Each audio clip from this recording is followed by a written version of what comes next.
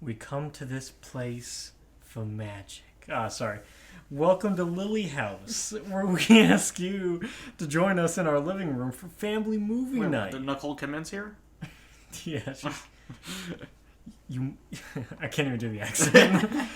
You may hear a dog bark, a cat meow, or a baby cry. But that's because we want this podcast. That's because we want this podcast to feel like an authentic evening in our home. So, put on your comfiest pajamas, get cozy under a warm blanket, and let's talk about some movies. I'm joined once again by my wonderful family. If you'd like to introduce yourselves. Yeah, my name's Sam. I'm Gabe's brother. What? Yeah, you got a brother, and his name's Sam. Is that crazy? That's unbelievable. Yeah. I make cookies. But yeah, Okay. I'm just happy to be here. I'm really happy to talk about this specific film we're going to be discussing. Oh, yeah. And it's going to be a really fun pod. My name is Missy. I am Samuel's sister-in-law. And that's it. And that's it. It's the only connection. It's the only connection for this podcast. And today will be the... Wait. We're also joined by Cloud Lilienthal. He's looking at me too like, you forgot to introduce He's me. he's a very good boy, and that's the only thing you need to know. And he's tired. He's yawning. He just let out a big yawn. Okay. We just started, Cloud. We didn't even start talking about the movie yet.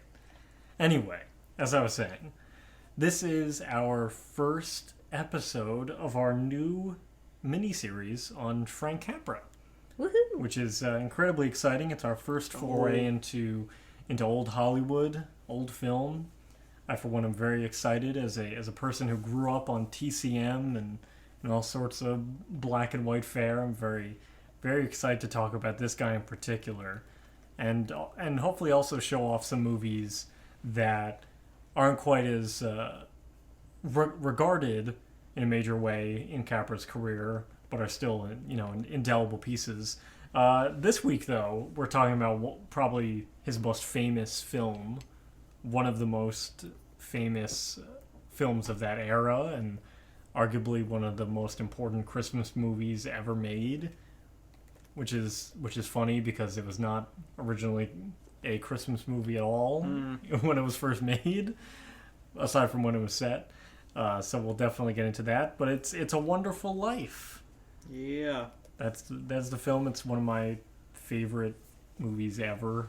It's Deservedly so. there's few movies that I would consider perfect, and I think this one is one of them. So I'm very excited to discuss this one with you guys. But first, we have our super secret, sneaky starting question.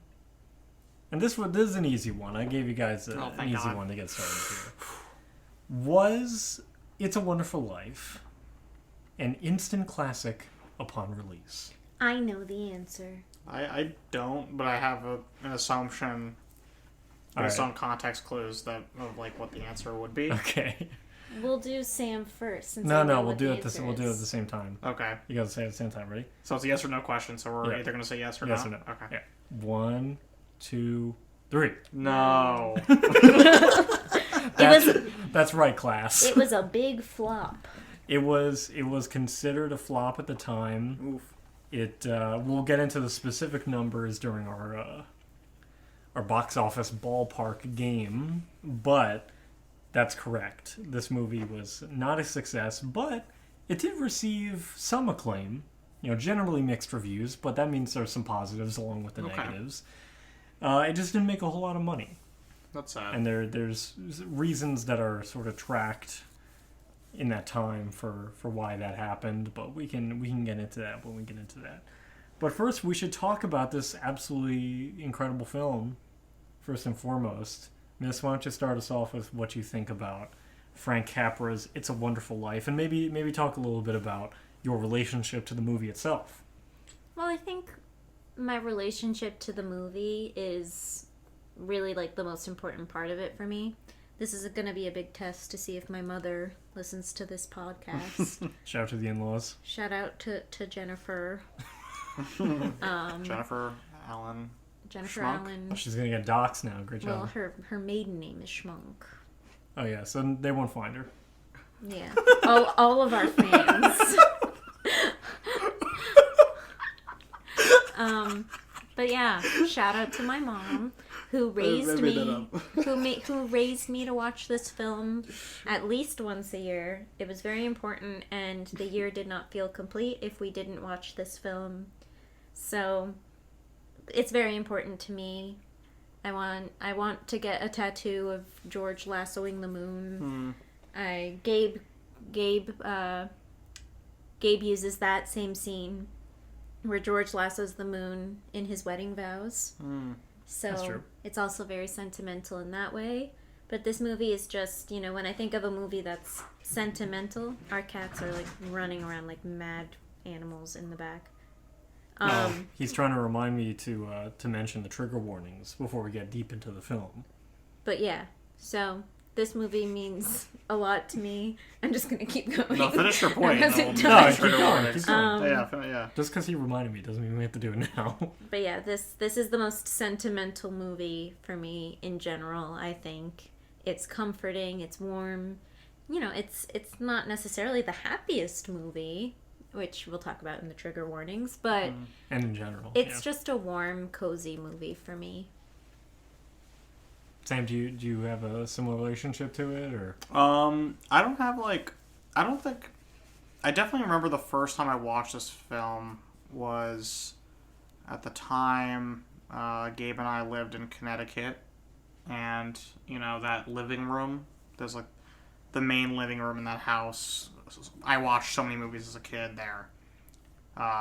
So I have a lot of like special connections to a lot of films, like just being in that room, like the fire's going, and you're like a kid, and like it's like holiday time. So I remember watching it then with, I think, it was our mom, and then I think our Nana was there, and Uncle Larry as well, I think. Shout out to Uncle Larry. Big test. Big Uncle test. Larry, do you listen to this podcast? Uncle Larry fans, where you at? The fans. Where you guys at?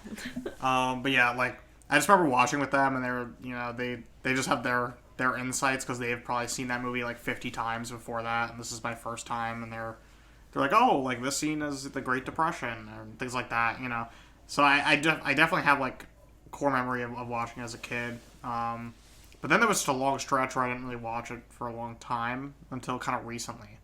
So it wasn't it wasn't like a tradition movie for me.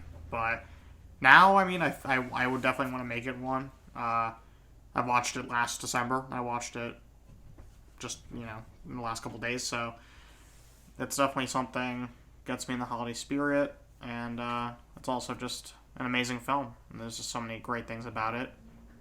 And we'll get into the nitty gritty of that, but yeah. Yeah, this is a really fascinating movie to discuss, and it's one that's been certainly discussed over and over again since it was released, and especially since it was first popularized in the first place.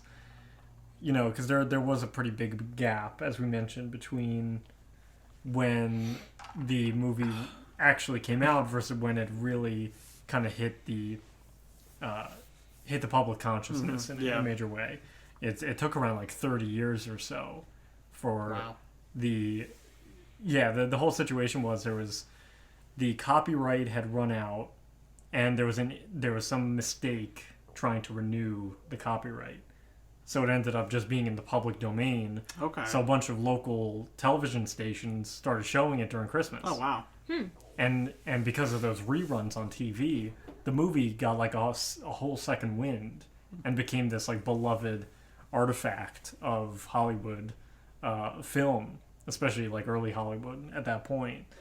So it's such a fascinating piece of American film history in that way, and also just in terms of the people involved in it and some of the major careers from this movie, and also the time that it was made in too is really fascinating, and we'll certainly get into that more when we dig into the movie deeper. But just in terms of general thoughts here, it's an absolute quintessential classic movie. Everyone ever should watch it at least once in their life. for us, I'm glad it's one that we come back to on a yearly traditional basis, because I think it's a movie that's deserving of that, for sure. Which is interesting because like you were kind of alluding to, Miss, it's kind of a complicated movie. Yeah. It feels like when you listen to an old pop song from like way back in the day, and you're like, oh, this song is kind of depressing, actually. Yeah. When you look at the lyrics like as a text. True. I feel very similarly about this movie, where like you were saying, this, it's a very like warm and inviting movie and kind of cozy, and I like to consider it kind of like a wallpaper movie.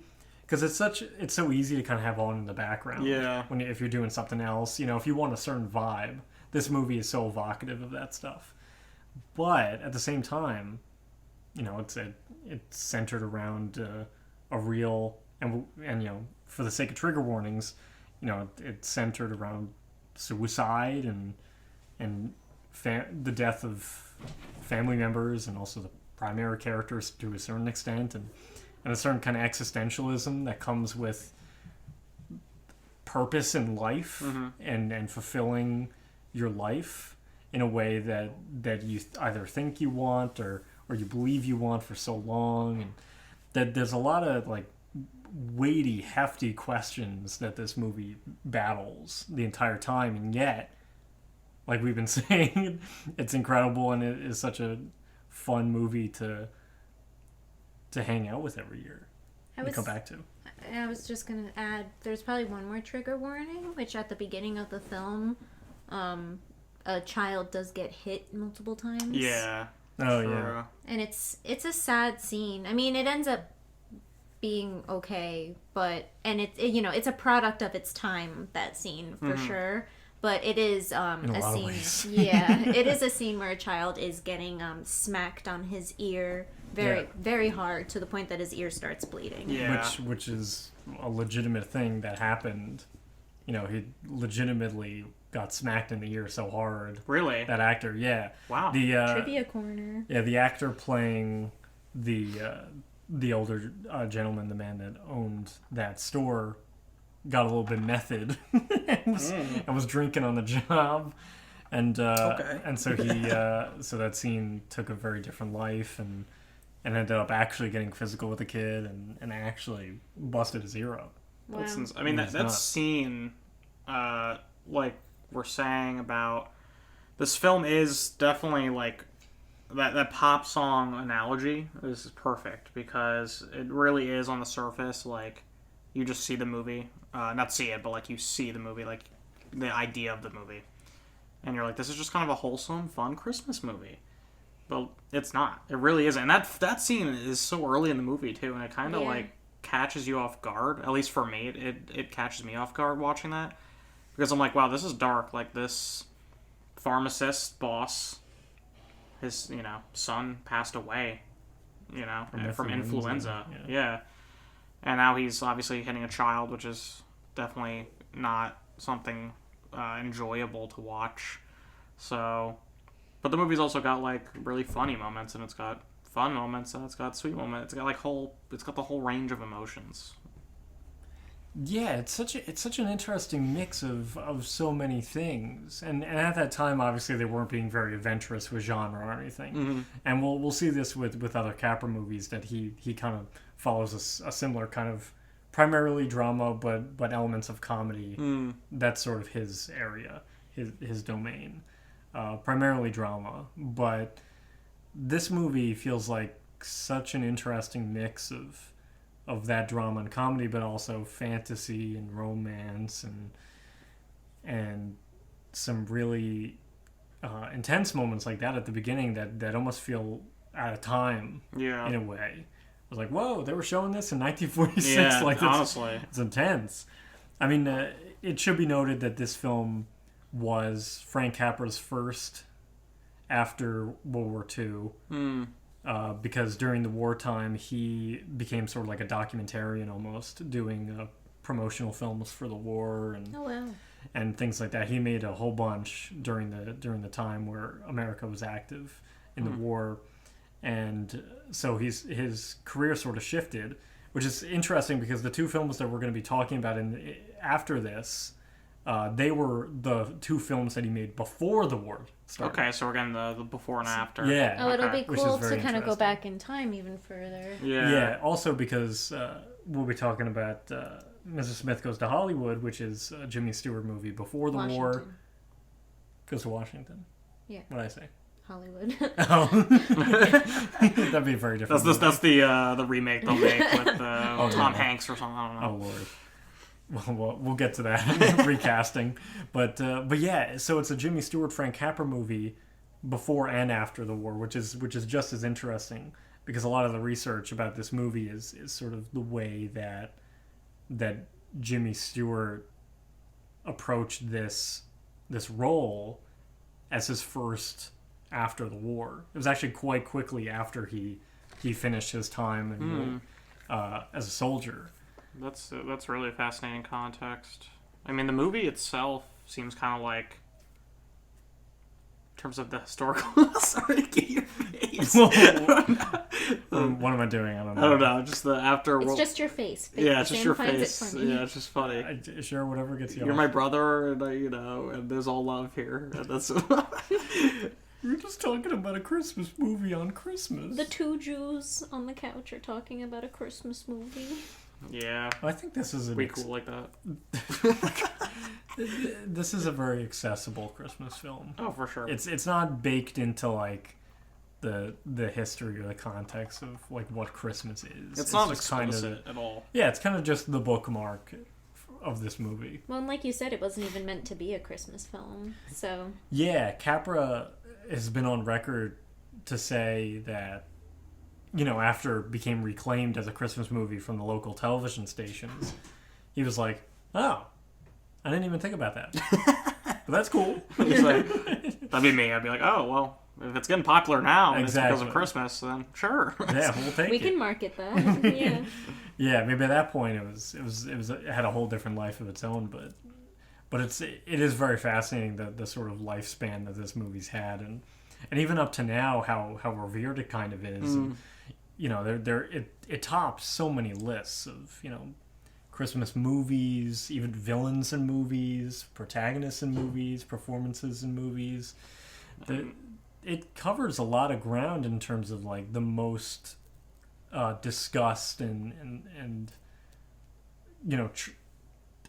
list-topping movies ever made.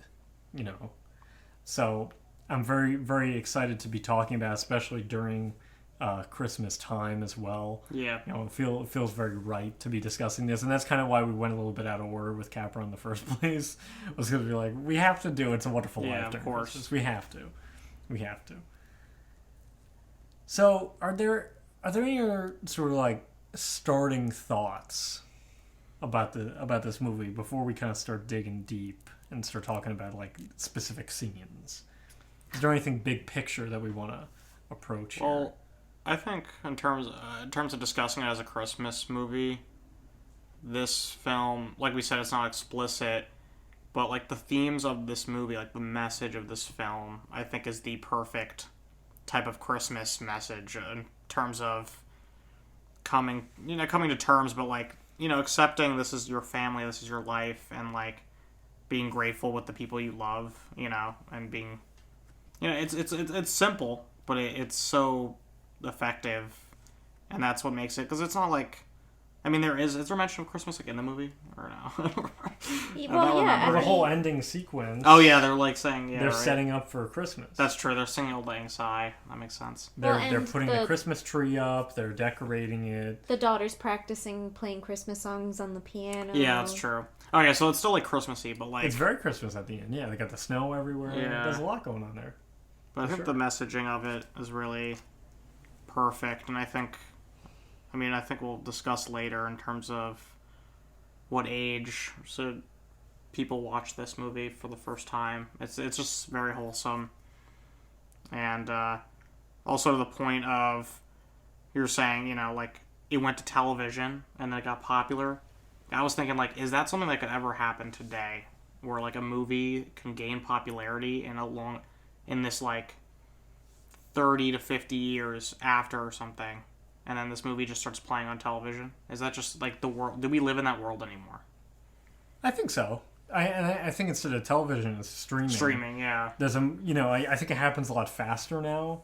Like a movie doesn't do too well in theaters and then goes to streaming and suddenly it's like the most watched thing on Netflix that week. Yeah. I think it happens very frequently. I can't name like specifics off the top of my head exactly, but it certainly happened. I just think it I just think it looks different because so much of the industry looks different. But I think it's a pretty comparable sequence of events. I agree.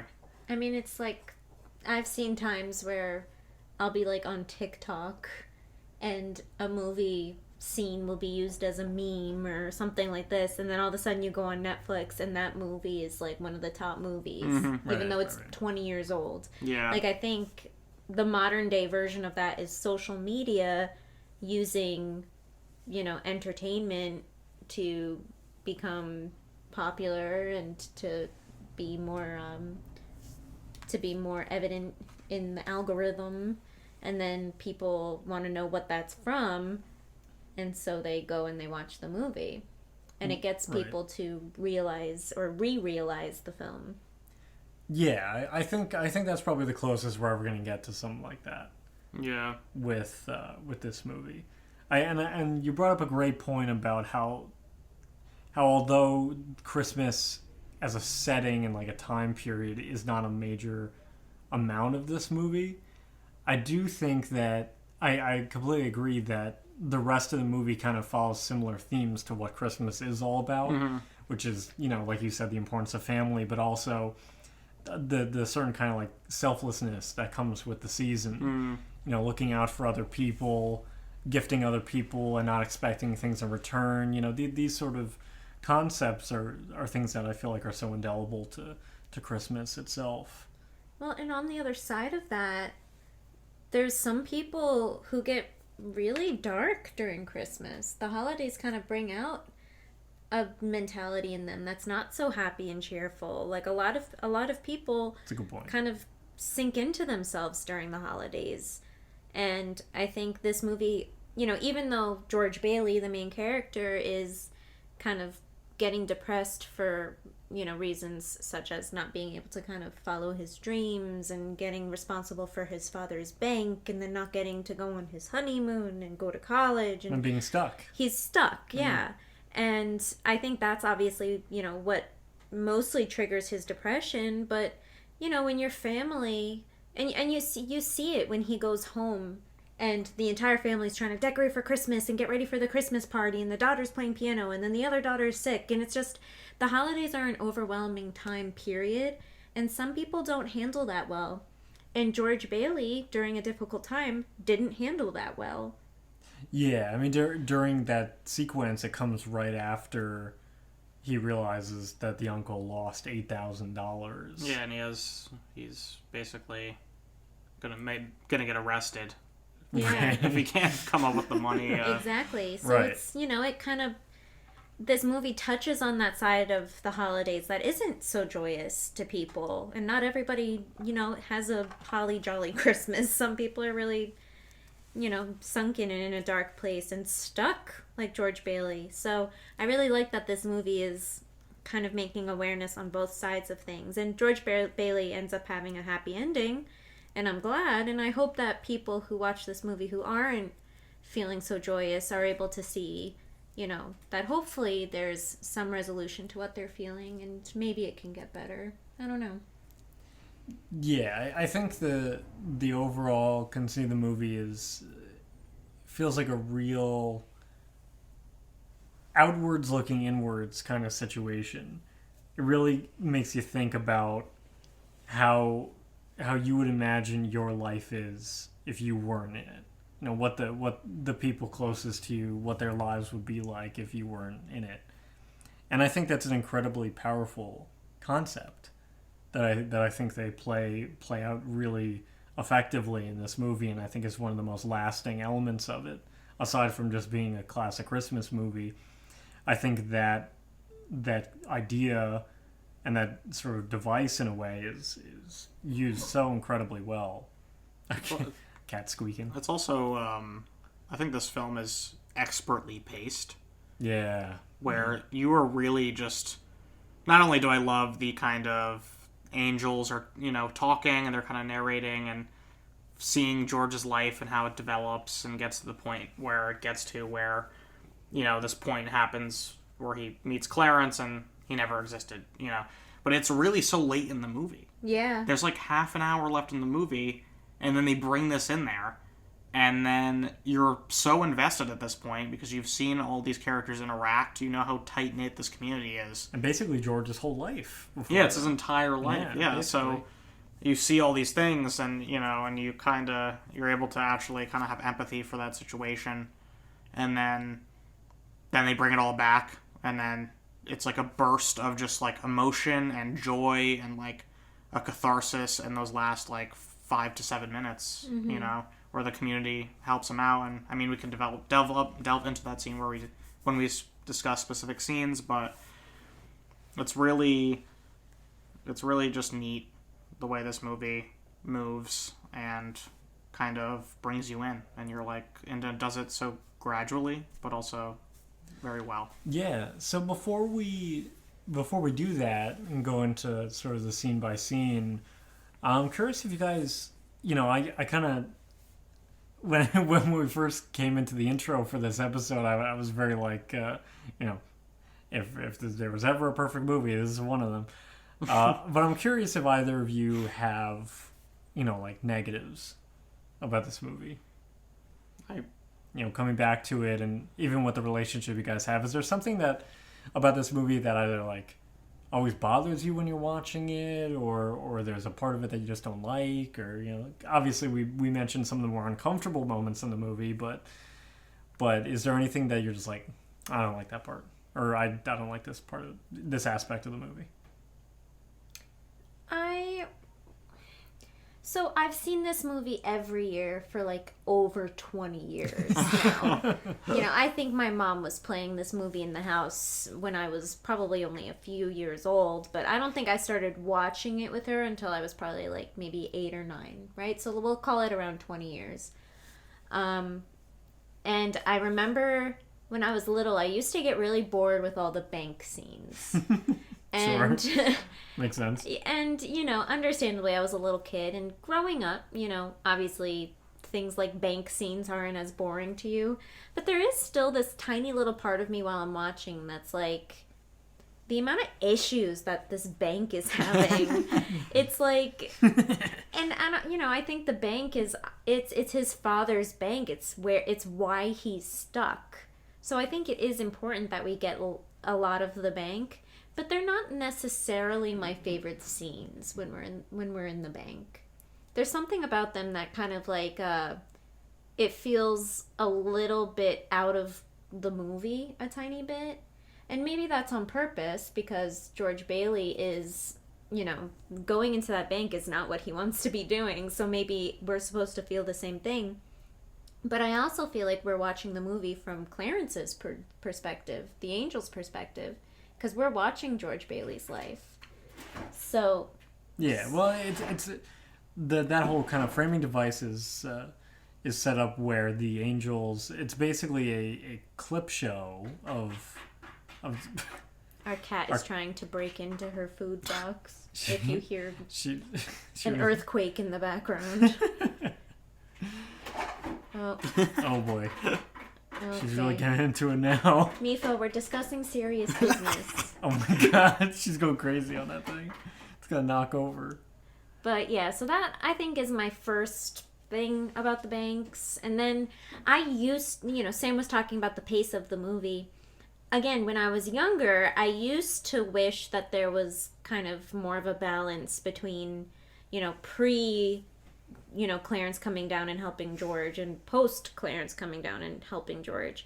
But now, further into my life as an adult, having seen this movie a lot, and, after Gabe has kind of opened my eyes to movies and I watch them with more of an analytical viewpoint, I think the context is so important in order for Clarence to properly do his job as his guardian angel. And like I said, I think we're watching this from the perspective of Clarence and the guardian angels. So I don't have an issue with that anymore, but it's something that I definitely questioned growing up. Yeah, I mean, I think I agree where the bank scenes are like, but it's not even that they're bad. They're just like slightly slower. Yeah. More, not even like the one where he gives the money out when like the depression hits and he has to like dish the honeymoon. It's just the scene where like the uncle, like loses the money, and there's kind of like the whole thing with that. But even then, like, it's like I try to find flaws with this movie, but there really isn't at all. Yeah. Because I was even like, well, like the movie ends and you don't really know what happens to Potter.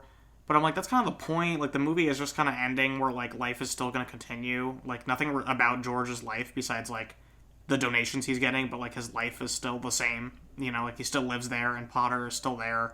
He's still got to deal with him. So I'm not, like, even mad or upset that Potter doesn't have some kind of scene.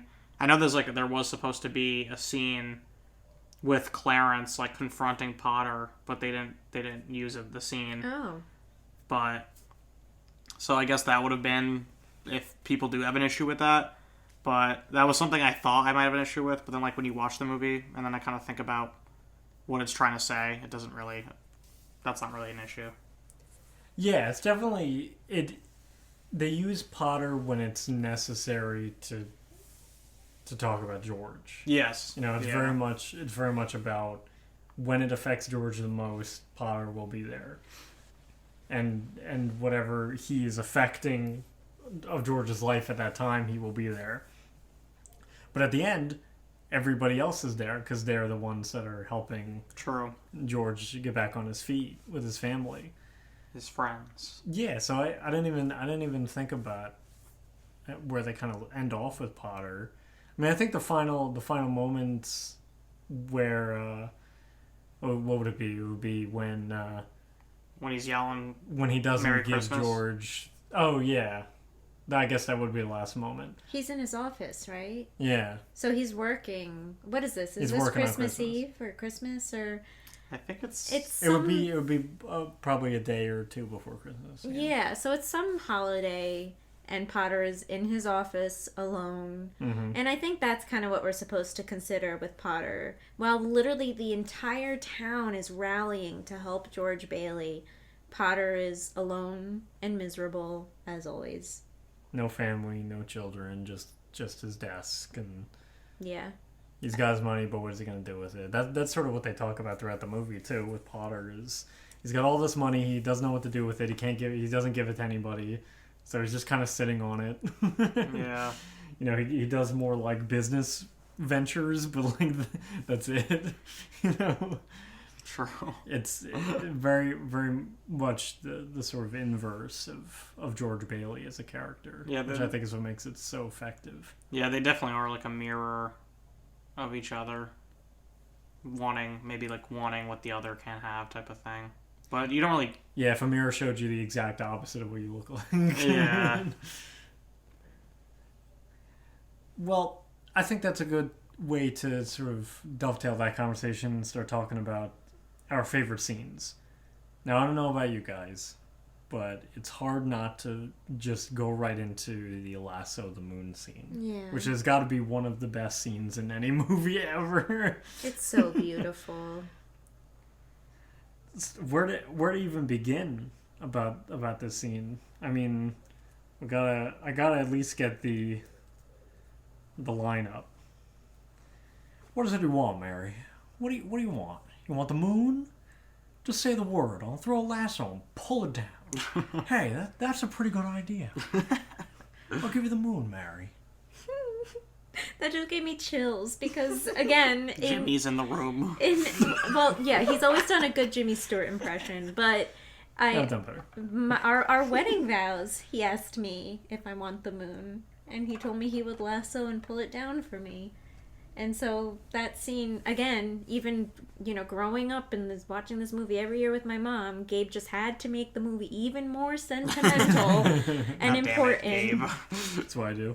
It's to the point that Gabe and I have discussed using this movie for future baby names. Like, that's how important this movie is to us. Yeah, you and can name a child Potter. I'm gonna name my future son Clarence. Clarence. Pottersville. Pottersville. That's a name. Yeah, Bedford. Bedford. Our son Bedford. Bedford Falls. But yeah, so it's just an incredible scene. Even just the lighting on Mary's face. And their chemistry in it, Donna Reed and Jimmy Stewart in that scene are incredible. It's unbelievable. Their back and forth, their dialogue, the quippiness, the cute little like moments here and there. Obviously, you know, throwing the rock into their future home and the very funny the neighbor on the Just porch. Christopher already. Energy's wasted on the youth. Yeah. It just feels like everything comes together so beautifully, all capped off with the great gag of the robe completely getting undone, having Donna Reed stuck in the bush. Yeah. Yeah, they just have such wonderful chemistry, and I feel like the movie really kind of comes alive in that moment.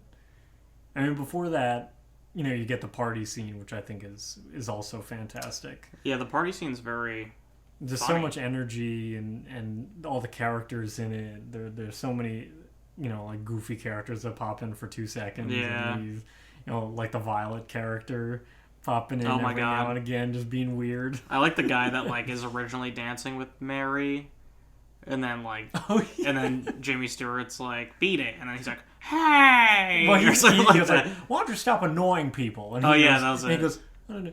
What? Hey! Like it took he him a didn't second. process. Yeah, it's so funny. It's so funny. And then the floor opens up and they fall into the pool, and then they Yeah. just continue dancing. And Right, Jimmy, there's like a moment where they're like, whoa! Yeah. As they get closer, whoa! and he's like, they're cheering us, Mary. It's like, Oh, it's so fun. it's so good. Like it's just really the charisma is insane. Well, and when Jimmy Stewart's George Bailey is just so wonderful, because when George is having a high, he's having a high. Yeah. Like, mental illness is not, you know, like the big message of this film, but it is really absolutely. massive part of like, it, yeah. people in 2023 or 2024 watching this film would be like, this is a great example of depression and mental illness, and because like the ups and downs that George Bailey goes through, when he's good, he's amazing, he's lovely, but when he's down, he's a different person. And that's such a great point too, because like we mentioned before,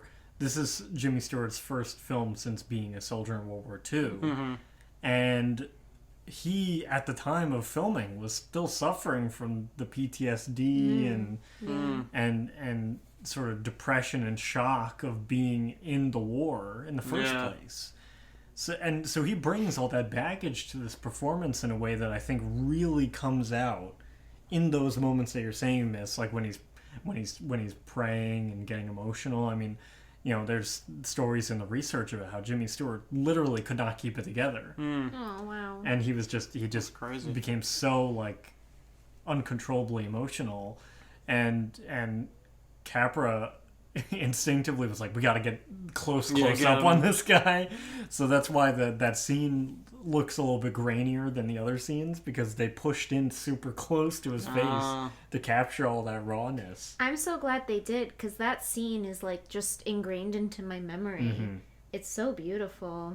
Yeah, it's unbelievable. I mean, this has got to be like an all-time performance Yeah, from a lead actor. It's just unbelievable. The scene, I don't know, like the scene where he's like, you know, the brother gets off the train, you know, and then he kind of tells him, oh, you know, like, I'm not going to take that job. I know you've been working hard and keeping this place, you know, held down for me for 4 years. And you see, like, the gradual disappointment in George's face.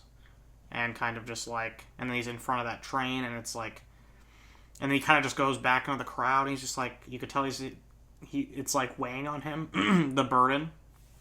It's so good. I don't know, like he's just really The possibility of disappointing his brother. Yeah.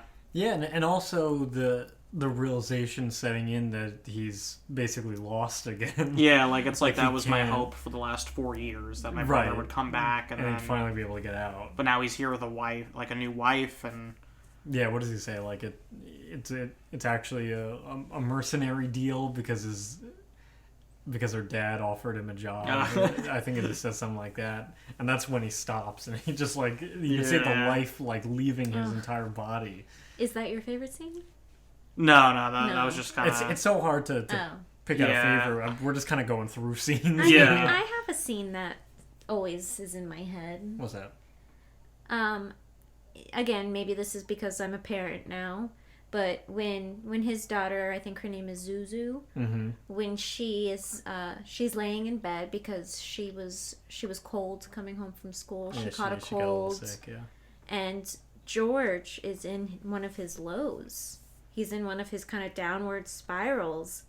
And he goes into Zuzu's room to check on her. And when George Bailey is in one of his downward spirals, he's grumpy, he's angry, he's dark, he's arrogant and stubborn, he's all the above.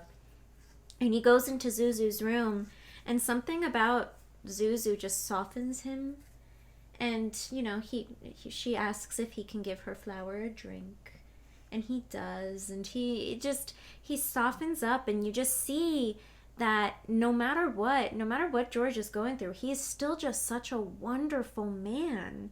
And what's happening to him mentally is just it's so unfair, and it really takes him away from himself, but he's able to be grounded by things like his friends and his family. And I think we kind of get like a little bit of foreshadowing with that scene with Zuzu, because, you know, him, even in one of his darkest moments, his daughter kind of is able to make him feel again. And there's just something about that scene that's so sweet and is such a reminder of, you know, that when people are going through things, that there's things that they can use to kind of pull them out of their rut. And I think his children, even if he's nasty to them at points because he's in a hard place, he can kind of come back from that and give his daughter's flower a drink and do all of those sweet things. So I really love that scene because I think it's just another indicator of how wonderful of a man George Bailey is, no matter what, you know, how he's acting because of what he's going through. Yeah, no, I definitely agree. I think George is, as a protagonist, is just such a admirable human. Mm-hmm. You know, he just doing the right thing and the sacrifices he makes. And I think that scene, it makes things even more upsetting when he has that scene where he yells at the kid, you know, one of the kids playing piano, and he's kind of like... That's the following scene. That's the following scene. So it's yeah. like, that's even more brutal, because he's like, now he's even like going down the further the spiral, you know? Yeah. And then he feels so terribly about like saying these things. And then he goes, you know, to the bridge, and that leads to the whole clearance thing and everything. And it's just really, it's crazy that this film is, you know, it's a Christmas movie and it's all these things, but it's also like a film about suicide, and like it's really like dark, and it's makes it very special for its time and everything, and yeah. But in terms of like favorite scene, I would have to say that my favorite scene is the scene where like honeymoon doesn't work out, you know, and then they go to 320 Sycamore.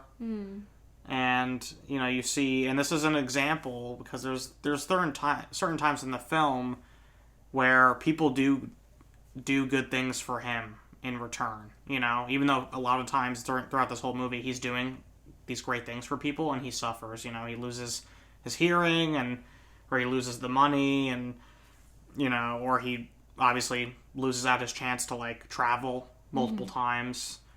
But this is a case where he does lose that chance to go on the honeymoon. But then you have people like the taxi driver and was it the cop, right? And they sing outside, and Bert and Ernie, not to be confused with the Muppets. Yeah, and Mary's there, and you know, and she made this whole like dinner, and it's, you know, the house is creaky and there's water coming through, and it's kind of awful, but you know, it's like she set this whole thing up, and like this is the life they're gonna have, and it's like. It's the life that she dreamed for. Yeah, exactly. When they threw the rocks, you know, in the last of the moon scene, the rocks in the house to make a wish. Yeah, it's really just so. It's just one of many examples of this movie where it just knows how to like get to your heart. Yeah. And it just tugs its way in there, and it worms its way in. And it's just because of just how great the filmmaking is and the acting. I think Donna Reed as Mary does a really great job in this film, and really gives a sincerity that makes that scene really, that payoff of the scene where she does like, oh, that's what I dreamed of. That line, the way she delivers that line, is really heartwarming.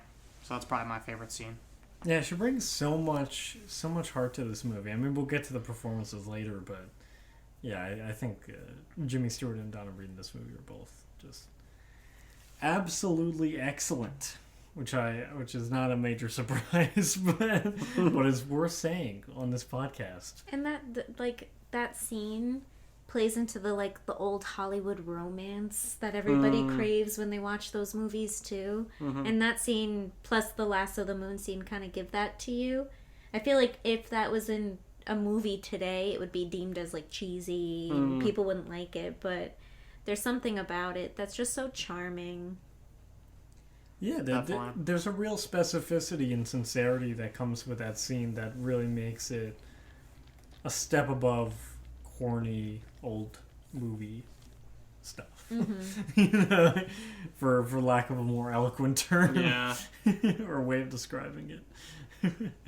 So, I don't know if this makes more sense to the movie or if this is something that even sounds right to you guys, but do you guys know that there were 6 people who worked on the script for this movie? Wow. That's a lot.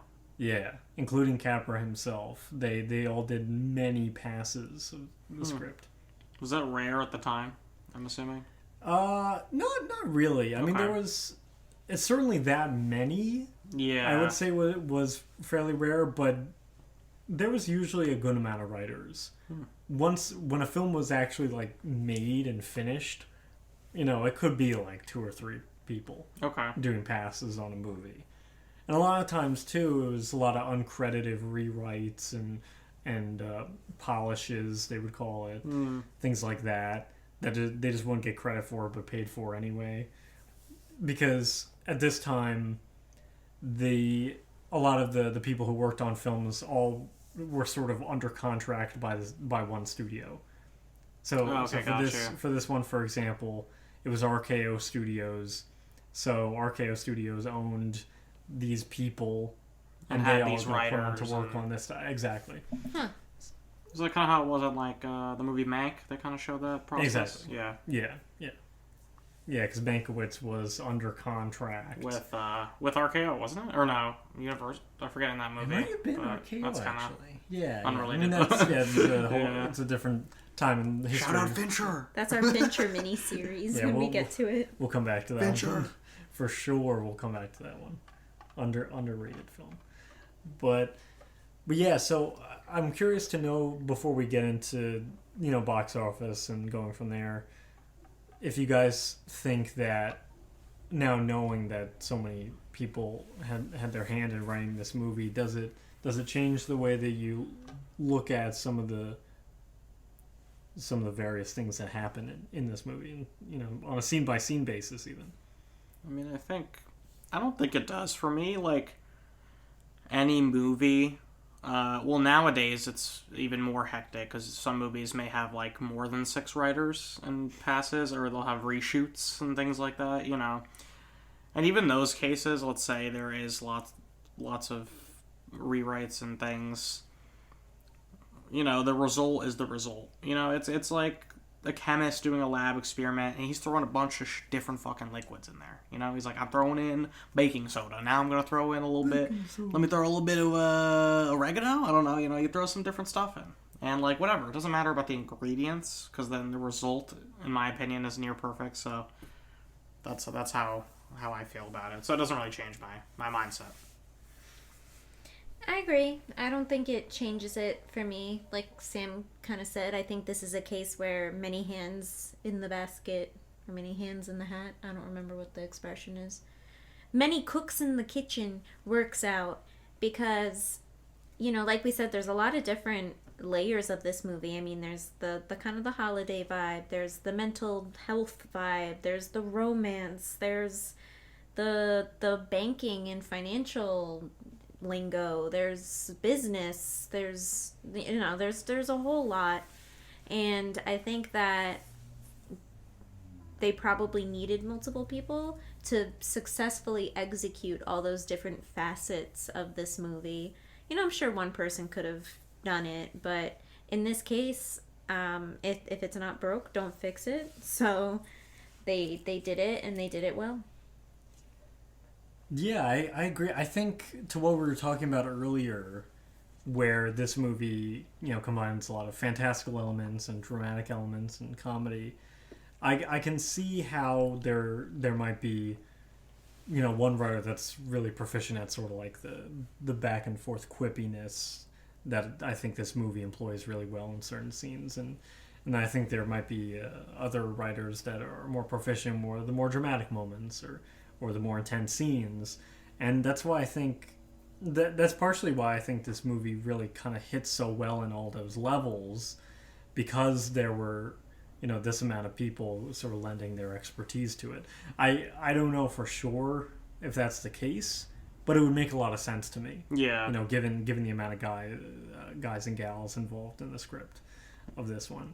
Francis Goodrich, Albert Hackett, Joe Swerling, Michael Wilson, and Dorothy Park, and Frank Capra, to a certain extent, all did many different drafts of the script. I know, like, a lot of things were cut too, or like they had a lot of, like, it wasn't like a, like they filmed things and they didn't end up using any of it. Yeah, which I'm sure was also just as common then as it is now. Yeah, exactly. It's interesting to see the similarity between these two different time periods in film. Yeah, very much so. Very, very much so. And so now let's get into the box office. Okay. So the timing for this one's very different than the last time we played this game, which is literally this year. So now we're going all the way back to 1946. It's a Wonderful Life comes out on a budget of $3.18 million.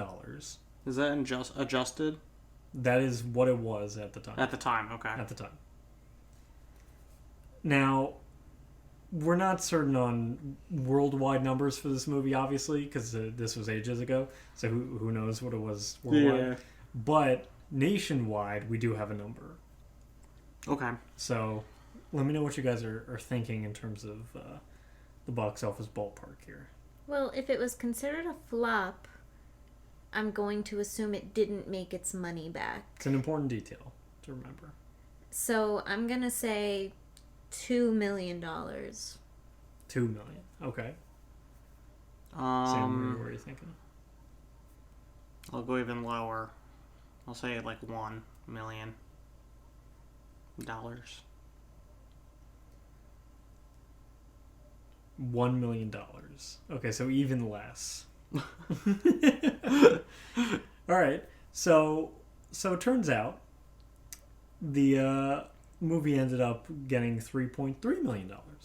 Oh. So like broke even. So technically, Missy was closer. It was close, but by the time the movie had actually come out, it still ended up losing RKO about $525,000. That's sort of the recorded loss for the movie. So it was technically considered a dud upon arrival, especially with the mixed reviews. There was sort of a kind of wishy-washy reception overall to the movie. It was kind of like modest money. What were the reviews? Like, what did people not like about it when it came out? Let me see if I can get a caption here. Let's see. There was a New York Times review from a. Bless you, Cloud. Oh, our dog just sneezed. Our dog had his head like stuffed into the couch cushion, and then he sneezed at the same time, so it ended up sounding way more aggressive than it needed to. So Bosley Crowther Hello, bless you. A writer from the New York Times in that year said, quote, "The weakness of this picture from this reviewer's point of view is the sentimentality of it. Its illusory concept of life. Mr. Capra's nice people are charming, his small town is a quite beguiling place, and his pattern for solving problems is most optimistic and facile. But somehow, they all resemble theatrical attitudes rather than average realities." What? Oh my god. So New York Times has not changed. So in other Jesus words, this Christ. guy was like, this isn't real enough. Which is an incredible thing to say for a movie that came out in 1926 when we look at it now. That has fantastical elements. It's very odd because I feel like that's a criticism I could hear today about a movie that would come out like that today. But it's interesting to hear about that kind of criticism in 1946, 47, you know. That, like, this isn't realistic enough. I don't know. Yeah. Angels don't actually come down. And, like, what? It's a much more extensive process for angels to get their wings. It's not this easy. It's not bells. It's not bells. Could you It's imagine horns. the nitpicking? God. But, so, I guess my next question, I'm not sure if you have this information, but did Frank Capra live to see his movie become loved and adored? Yes, he did. Okay. Good. Yeah, and that's sort of what I was mentioning before, where it was starting to gain traction again, and he was like, "Oh, I didn't really even mean for this to be a Christmas movie, but I'm glad it's happening." Yeah, I'm not sure where the exact quote is that I read of that, but that was essentially his sentiment about it. And whatever works. yeah, and nowadays, you know, there's been filmmakers like Spielberg, Akira Kurosawa, David Lynch, all going on record saying that this is, you know, among their favorite films. Yeah. So it certainly made back what it had lost at that time. Cool. For sure. Oh, here it is. Quote, "It's the damnedest thing I've ever seen. The film has a life of its own now, and I can look at it like I had nothing to do with it. I'm like a parent whose kids grows up to be the president. I'm proud, but it's a kid who did the work. I didn't even think of it as a Christmas story when I first ran across it. I just like the idea." This was in 1984. Oh, wow. So it's very interesting that he had legitimately no interest in making something Christmas related. He just thought that the concept of the story was interesting. Huh. Cool. So that's the box office. That's the sort of initial reception, and that's Capra's sort of perspective. I have a few points to mention about Trivia Corner. This movie has some of the best trivia ever. I highly recommend just reading through the IMDb trivia section for this movie, because it's just one great read after another. But these are sort of like my highlight favorites, my top four.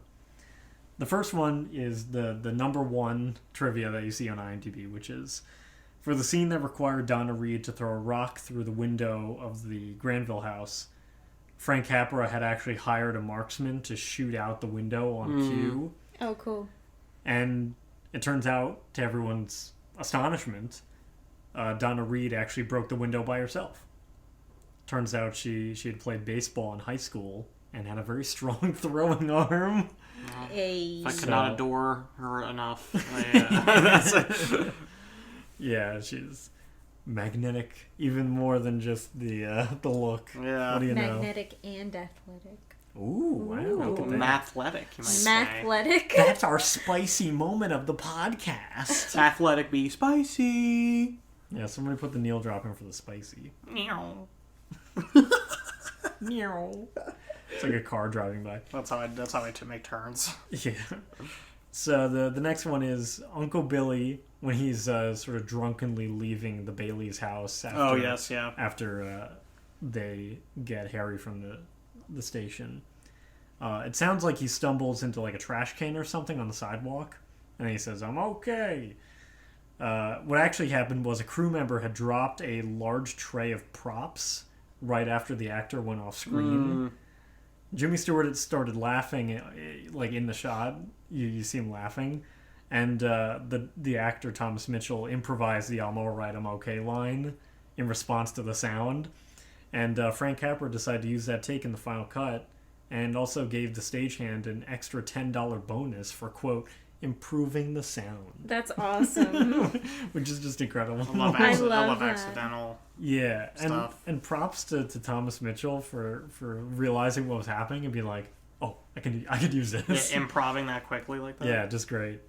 And I just love Jimmy Stewart just laughing at the nonsense. Yeah. Because I remember him laughing in that scene. That's so funny. Yeah, because it makes sense that he'd be laughing at his goofy uncle drifting away, but also that, speaking of Stewart, our boy Jimmy was quite nervous about the phone kiss scene because it was his first on-screen kiss since he returned to Hollywood after the war. Okay. So Frank Capra decided to take real care and sensitivity to that scene, and Jimmy Stewart had filmed the scene in only one unrehearsed take, and it worked so well that part of the embrace was cut because it was too passionate to pass for the censors. Oh my God. Whoa. I made this joke while we were rewatching it, but that was his first kiss since the war.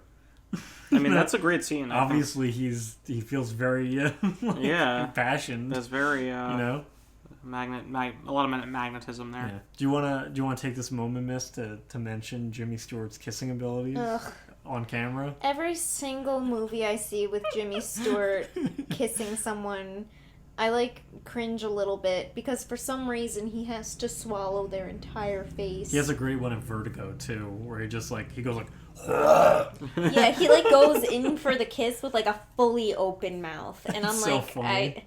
It just makes me a little uncomfy. But then Gabe with this one is like, Miss, that was his first kiss since being a soldier in the war, and I'm like, yeah, at least with this one it makes sense. Right, I don't know what he's doing in Vertigo. I'm He's glad just he old enjoyed this one. By that point.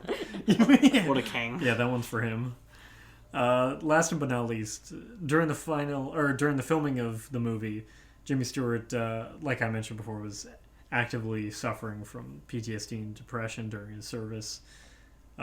Stewart told friends that he related a lot to the character of George Bailey, and some of the scenes where George acted out his anger and frustration was considered cathartic for Stewart, who was going through all those struggles. So, again, glad he has this. It's an outlet. Yeah, absolutely. And I think, as we've mentioned, it makes the performance all the more impressive, which brings us to favorite performance of the movie. Jimmy Stewart's one of my favorite actors ever in general, so it's hard for me to vote Not anyone him. but him. Yeah, I just, I think this is an easy one. Like I said, he does such a wonderful job of being angry and stubborn and rude and aggressive, but you still love him so much. He really knows how to make you feel for him and know that in those moments where he's feeling dark and depressed, that he's just so stuck and you want to pull him out of the mud so badly, just like everyone else around him. In the movie, all of these people that he's treating badly, you can see that all of them just want him to be okay. And that's just one of the most wonderful parts of this film. Well, because he's, throughout the movie, he's not just, kind of treating them with sass. He's also helping a lot of people, and I think that's what happens throughout the time that we don't see his life. Or all the times where he's been there as a stable part of the community for these people. But I think it even goes further than that. He's done some wonderful things for the people of Bedford Falls, but I also think that he's just a wonderful man, period. And people like being around him, and they even in times where he's being grumpy, they still enjoy his company. They see the man behind the depression, and he's a joy. I mean, you think about like the scene we were talking about before where they dance themselves into the pool, and George just electrifies the room, and people love him. And then the fact that he does those wonderful things for everyone in the town, you just see just such a beautiful, wonderful human being. And like the other people of Bedford Falls, you want him to be okay so badly. And that is due to Jimmy Stewart's way of just pulling you in and immediately falling in love with him. Yeah, he's got a real magnetism that works incredibly well for this character, and makes it totally understandable to the audience that, like, oh yeah, this guy, this guy's, one of the biggest personalities in town, and everybody knows him, and everybody wants to hang out with him, and everybody, so much appreciates the work that he's done over the years. Like, he sells it so well in a way that is so charismatic and so identifiable. He's kind of got an everyman quality to him, but it's not. It's a movie star level of magnetism, but it's also an everyman thing. He toes the line so well through this whole movie, even though he's playing a character at various stages of his life. It feels like throughout all of it, he toes that line so well. Yeah, he's a symbol of selflessness in this movie. That, like I said before, it's just very admirable. The things he does and the conviction he has in his performance. Like one scene where Potter, offers him kind of a contract and says he's going to give him a lot of money and says you might travel to Europe, and he gives him like kind of what he wants, but this character has a this kind of, like I said, conviction, this willingness to always do the right thing. And there's that scene where the scene he kind of is contemplating it, and then he switches and he's like, of course I'm not going to work for Potter, like, you're a piece of shit and you're terrible, you're the exact opposite of what I represent in this community. I try to help the people in this community, and you were just a selfish leech on everyone here. And that's something, just that scene alone, even, I'm just like, wow, like, it's like, this is a character to look up to, and it also makes this performance essential for this type of movie. This, movie that's saying lots of things, but it's also trying to inspire and try to deliver a message that you remember and make you think about your own life. And it does a lot of that, and it does it really well through Jimmy Stewart. Just, and also he just commands every scene. He's such a powerful presence. Yeah. And I think he is literally the tallest person in this movie. Yeah. He's also just a gorgeous man.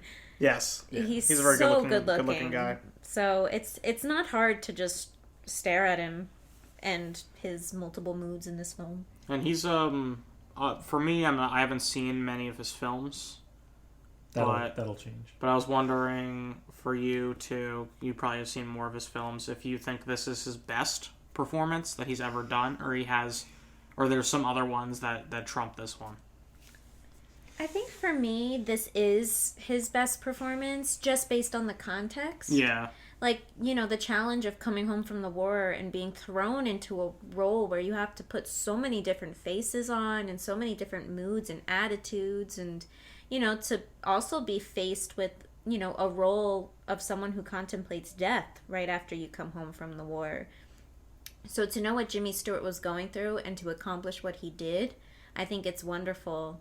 I think of like Rear Window, and, that role is awesome, and he also has to put a lot of movies, yeah. Yeah, he has to put Vertigo, Rear Window. Those are great movies, but I don't see them necessarily being as much of a challenge for Jimmy Stewart, where for this movie I see him accomplishing a really hard task, and to me that adds to his performance.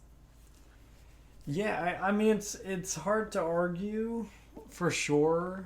Definitely his most lasting performance, I would say, aside from like Rear Window. It feels like these two are probably the highest pedestal performances that he has.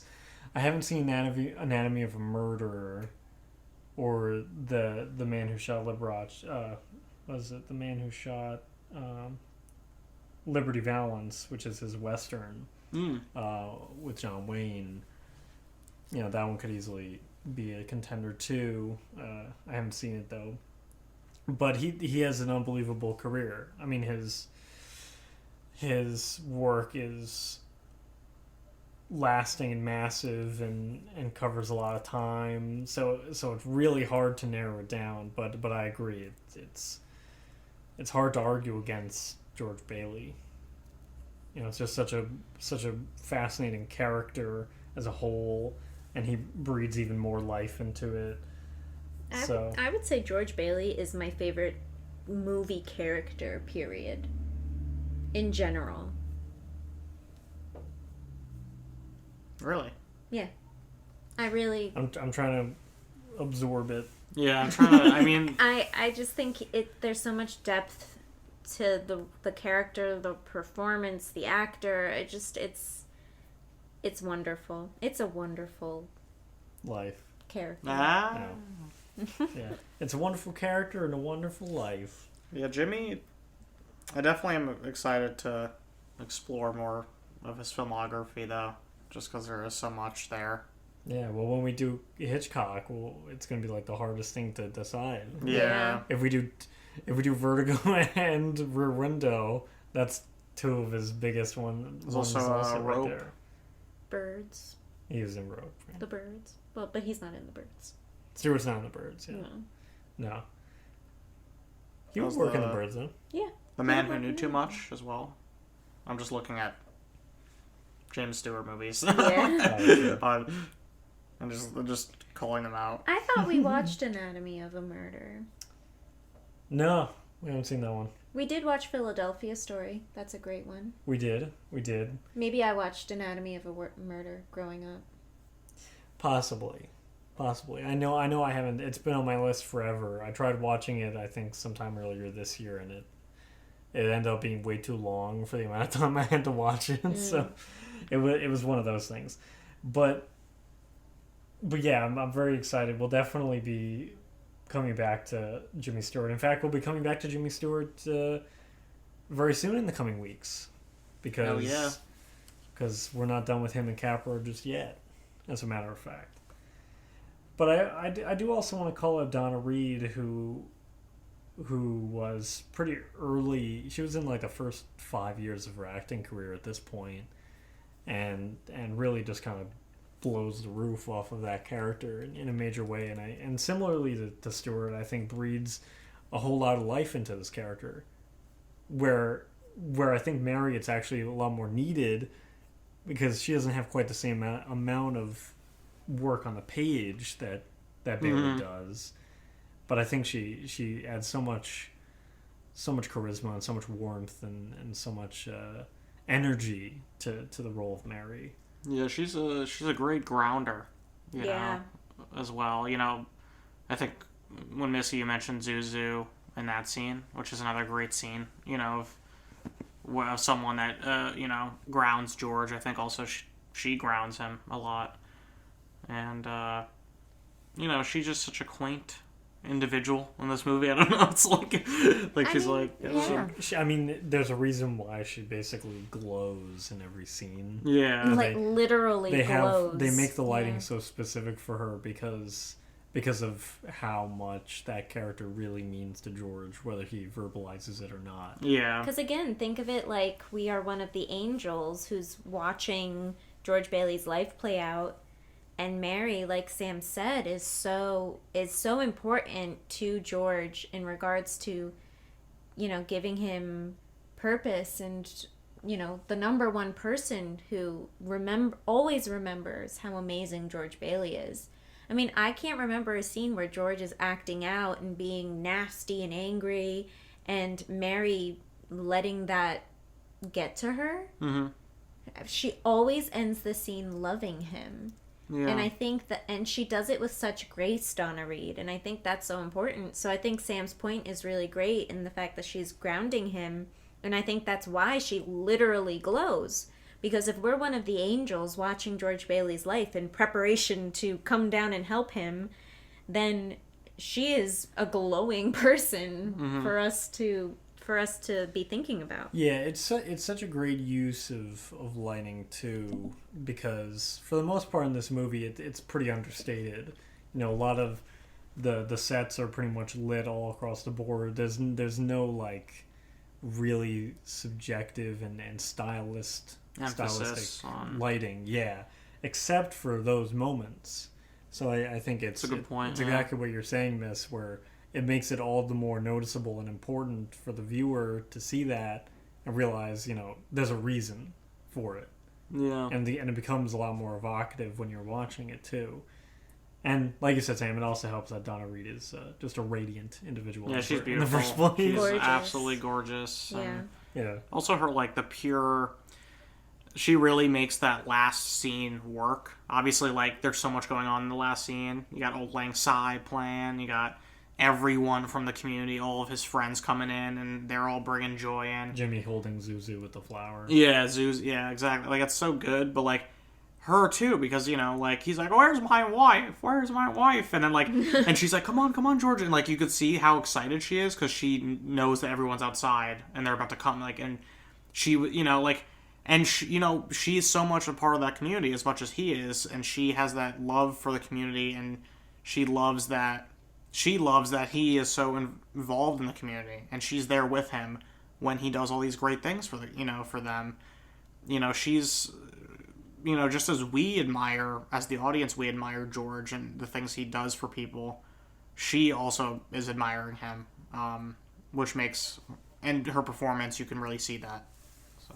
Well, and what I really like about that scene in particular, like you said, like she's like so excited because she knows all those people are there and this and that.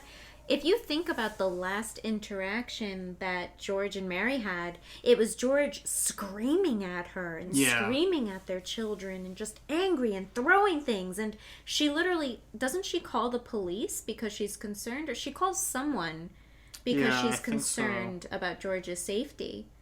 So then her next interaction with him is just full of love and excitement and wanting to do something beautiful for him. And again, she just does that with so much grace. Yeah, well, she's a symbol of that throughout the movie, and I think that is sort of the thesis of it, crystallized right there in those moments. She doesn't call somebody, but they are talking to the teacher at the school, and that's when we get that. Oh, okay. Yes. A hilarious moment of Jimmy Stewart telling off nobody into a fake teacher in a phone, which is just great. It's a very special moment of acting for him in this one.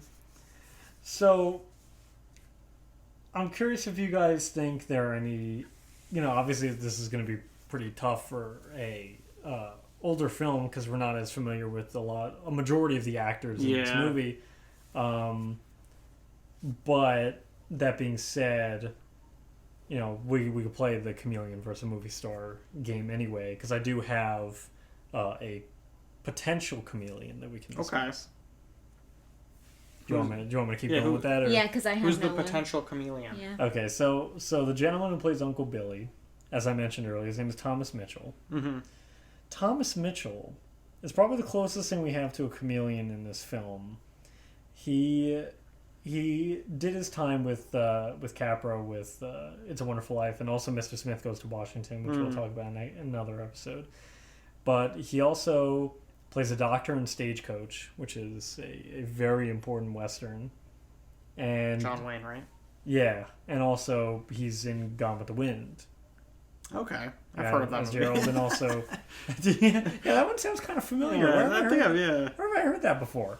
You know, I mean, he was in 8 million movies, but you know, Swiss Family Robinson. But what makes him a Make chameleon? Way for Tomorrow. Well, at that time, there wasn't, it wasn't exactly like people were transforming on the regular. Was he like But- a character actor? type of Yeah, deal? but what you Okay. get are these kind of guys these character actors who could basically do anything. Okay. And so their variety in their career at that time is massive. I mean, the amount of movies that get made every year in the 40s is ridiculous. Just looking at Thomas Mitchell's 1946, he's in 3 movies. 1944 had even more. 1946, yeah. 44, he's in 1, 2, 3, 4, 5, 5 films. And he just has that consistent level. 1942, also 1, 2, 3, 4, 5, 4 movies. He's just 39 as well. Yeah, he's just in a ton of stuff, and they vary massively. 46 to... So you're saying he's kind of a chameleon in the sense where he can play a variety of roles, but not necessarily disappear into his roles. Yeah, I mean, he definitely looks, for the most part, fairly different in all of his movies. This is all from... Yeah, Sam just showed a bunch of pictures, and he definitely, he's recognizable if you know and love him as an actor, I bet, but if I was watching a bunch of old movies, I don't think I could pick him out. Yeah, I mean, now I think I'll have an eye for him now, but Yeah. it would definitely be interesting. I think he won an Oscar, Thomas Mitchell. What did he win it for? He won it for Stagecoach in a supporting role. Okay. So he's an Oscar winner too. So that's kind of cool. And there's an Oscar winner in this movie besides Jimmy. I'm assuming Jimmy won an Oscar at one point. He must have. Yeah, he must have. Let me fact check you on that one. I'll fact check you this time. He's won a single Oscar. What did he win it for? He won for Philadelphia Story, as a matter of fact. Another one. But I have to see. Yeah, but he was nominated for Anatomy of a Murder, this movie, It's a which we'll Wonderful get Life. into later, Mr. Smith Goes to Washington, which we'll discuss in a future episode, and Harvey. Okay. What the heck is Harvey? 1950. Okay, a little bit after. A little older. Due to his insistence that he is an invisible 6-foot-tall rabbit for a best friend, a whimsical middle-aged man is thought by his family to be insane, but he may be wiser than anyone knows. The 40s or 50s were a different time. This was 1950. Okay. All right. I mean, I haven't seen it, so who knows? My God, this is just John Krasinski's inspiration for If. Wow. Imaginary Friend. There you go. Incredible. Oh my God, they had two Oscar nominees in this movie. That's awesome. Best Actress in a Supporting Role, who won, Josephine Hull, Whoa. and then Stewart was nominated. That's crazy. Wow. That's nuts. Anyway. I'm so excited for the next game. Yeah, so let's get into it, because there's movie stars kind of obvious. Donna Reed and Jimmy Stewart are definitely movie stars for sure. Which is funny because Donna Reed ends up getting her own show, the Donna Reed Show. Nice. Really? Was it like a variety type of thing? Yeah. Or like a yeah. Sort of, everyone gets one. Jimmy Stewart got one in the 70s for some reason, which seems kind of bizarre, but everyone kind of got their time for the X show. My God. Yeah. What a time. Oh, okay, so it does actually have a plot. A loving mother and wife deals with situations and problems of a middle-class family in the late 50s and early 60s. It's like a sitcom then? Yeah, it looks like it. Yeah, it Okay. does look It's like like it. sitcom-y, yeah. Yeah, they don't do Stuff, that. After I feel like the 70s, 80s, they stopped doing that. Yeah, it went for almost- 275 episodes. It went for Whoa. almost 10 years. Holy- This show. That's insane. Wow. That's like Grey's Anatomy. That's literally that. 1958 to 1966. That's crazy. So she was definitely a star, for sure. But let's talk about our next topic, which is we're bringing back a game that we haven't played because we've talked about a lot of recent movies. Mm-hmm. But who would we cast if the movie was made today? I have one that I'm excited for. Missy, you're chomping at the bit. Yeah, you here. seem very excited. So do we'll you start wanna with you. This is my we've played this a couple times. We played this a couple times in our Christopher Nolan miniseries. and I think this is the one I'm most excited about. Oh wow. Okay. Give it to us. All right, so the 4 characters that we casted, so if we were to cast modern day actors into these roles, the 4 characters we casted were Mary, George Bailey's wife, Clarence, who's the angel that comes down and helps George, George Bailey, and Potter, who's the mean old guy. So for Mary, I casted her as Lily Reinhart. Is that the Riverdale girl? The girl from Riverdale, the blonde girl from Riverdale. Okay.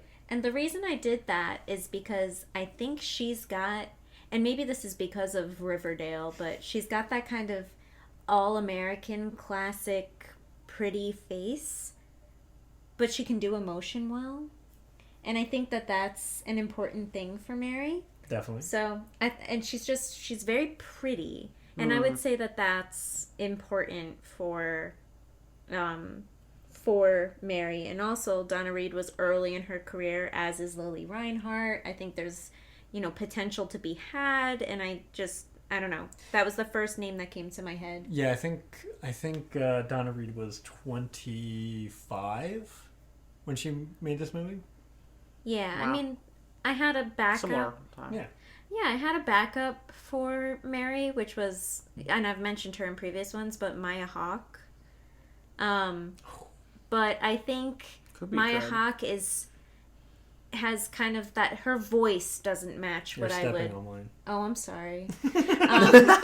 But great Thanks minds for making think a alike. tangent. Bit of a mind meld I'm there. sorry. Mind I'm sorry. I meld. told you Go I back got to your I got list. really excited. But for me, I didn't pick Maya Hawke. So there you go, because her voice doesn't match the character. So you're shitting on my pick already before we sorry. even started. I'm sorry. Don't worry, So we'll be then- shitting on other picks. So Yeah. hopefully. So Anyway. my Clarence was Martin Short, Oh, that's a good one. Marty Short, That's a good one. because I think I had like these older actors, like I had like Anthony Hopkins in my head, and like all That's too old. these really old actors in Bruh. my head.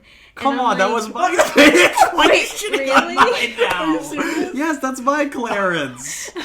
I hate both of you. I'm sorry. Oh my god. Now I don't feel bad for Gabe now. Oh my god. Maya Hawke is trash. Whoa, But- dude. You don't have to throw strays at me. But yes, but I thought Marty Short kind of has that like quirky kind of small element that Clarence has. I can't believe that happened 2 times in a I'm row. sorry. Holy shit. Well, we'll see what happens with Wow. with our George and Potter That's here. so funny. Oh my god. All right, sorry. My continue. George Bailey would be James Marsden.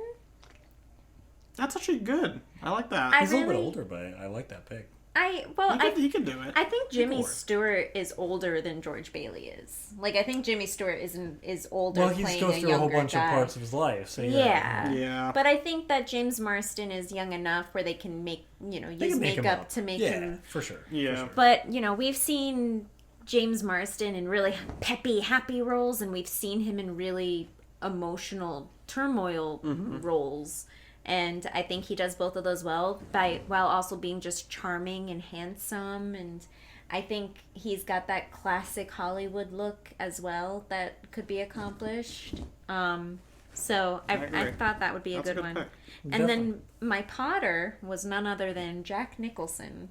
Out of retirement. Out of retirement, back Off the back basketball in, course. back Bring- back in the well, I'm not going to say back in the wheelchair because I don't know if he's been in a wheelchair in don't any think other so. roles, but I just picture him being old and cranky for some reason. And Oh, he is pretty old. Unless he's at a basketball game, he's pretty old and cranky. but I think True. Lakers game. that's Exactly. that's my list, and I'm really excited about it. I'm sorry that I stepped on both of your picks. I'm salty now. Well, Sam, do you wanna redeem Sure. yourself? Sure. let's get Anthony Hopkins out of the way. I picked Anthony Hopkins as Clarence because I feel like there's like TikToks or there's certain online videos of Anthony Hopkins where he's just being super goofy, and I'm Yeah. like, this could work. That's true. He is really old though, but that's okay. He could work still. So for Potter, because we just talked about, in the last pod, Oppenheimer, we discussed Gary Oldman as Harry Truman. Oh, that's a good one. And also, That's a good one. Gary Oldman, like, I can see him too because he did Churchill and he kind of wore that, like, fat suit and, like, I could see him kind of just doing that again, like kind of just Absolutely. melting away into Potter and Absolutely. doing that, and just playing a bitter old man. I think that would work. For George, for Mary first, I did Zendaya. Oh. She is striking and beautiful. And obviously has the talent for it, for sure. Yeah. Oh, absolutely. I think obviously, like, you know, she's hip right now. She's in the zeitgeist. Well, I mean, she has been for many years, but I think She continues to be, for sure. I think she could really do a charming with my male lead, who I chose as George. I think they would have good chemistry. Is it Tom Holland? Yes, it's Tom Holland. It's Thomas J. Holland. Thomas J. No, I chose Oscar Isaac Ooh. for George. That's a good one, That's a great too. one. Yeah, I think because I was trying to think of someone that like could endear audiences, but also like go into a darker side of that kind of George Bailey depression and suicidal thoughts and things like that. And I think Oscar Isaac could do that, but also kind of play someone that's at first just wanting to get out of there and you know, a dreamer, you could say. And I think that I think he would work well with Zendaya. I think it would be a nice match. I think that would be great chemistry. Yeah, I think it would be like there would be some really cute scenes in there. And yeah, F y'all. I hate both of you. I like all of those, except for Anthony Hopkins. Well, at least I was 3 out of 4. I'll take it. It's great picks. Mine follows a similar kind of deal. I mean, for Mary, I did pick Maya Hawke, and part of that is because my pick for George Bailey is Andrew Garfield. Oh. Because, like I was mentioning previously, George Bailey kind of has an everyman kind of look to him, not particularly assuming in any way, but has a real vivaciousness about him that makes people want to be around him, and I think Andrew Garfield certainly has that kind of oeuvre as well. Definitely. I see it. Could definitely bring the heart to it. Could definitely bring the heartbreak to it. He's such an emotional actor in so many ways, so I think he could really take to a role like this. And I think in working with Andrew Garfield, I think Maya Hawke would be a good foil for that performance. I could definitely see that working with those two leads. Yeah, it kind of brings in a different kind of vibe to the movie itself. Yeah. To bring in a Mary that's not in the same kind of like level of like striking beauty as like a Donna Reed, for example, or your guys' picks. But I do think that although it's a different energy, it still applies in the core kind of essence of the character and what it means for George Bailey as well. Can we just quickly put in a disclaimer that our dog is licking his arm, and that is what the licking sounds that you are probably hearing are. Yeah, that's probably catching. I didn't even realize that I was touching me. I was just kind of I was Sam's riffing. I wasn't licking his paying arm. attention. So for my Potter, I went with a bit of a gender bent choice, and also went for my heart Cool. and picked Tilda Swinton. Oh, that's awesome. Oh, Gabe's in love An actor- with Tilda Swinton. Talk about a chameleon. Yes. Right there. Oh, absolutely. An actor, in my opinion, who could do no wrong, and I think Yeah. would absolutely just like chew up this role That'd be so like fun. crazy, eat That's up the such a scenery in a cool- great, in the best possible way, and like really bring that kind of like sassy aggression and like pettiness that I think she does so well. I think she could absolutely bring it with this one. She does that kind of just like stern, straight look really well also. Yeah, like total judgment, but not saying anything. And then when she does say something, it's like venom, Yeah. like injecting you directly. Yeah. It's really good, really, really great. For my Clarence, I picked Christoph Waltz. Oh, that's Can you perfect. pull up a picture? I forget who that is. He was in Django Unchained and Inglourious Bastards. I He's- remember. Oh. Is this guy? Yes. A little Okay. more like antagonist-ish, but Yeah. he has the ability. He's That's shown like it perfect, in, honestly. I would love that. yeah, he's shown in other roles that he's able to play a very charming, endearing character. very different to his kind of villainous roles, and obviously he's got the talent for it, and I think he can play a sort of more aloof but lovable character like Clarence in a way where it still feels like, because when Clarence sort of touches down and is kind of steering Jimmy Stewart, George Bailey, I mean, he does kind of have a different air through some of that sequence of the movie, and I think Christoph Waltz would do a really good job of sort of being that kind of guiding entity once Clarence becomes an actual living character.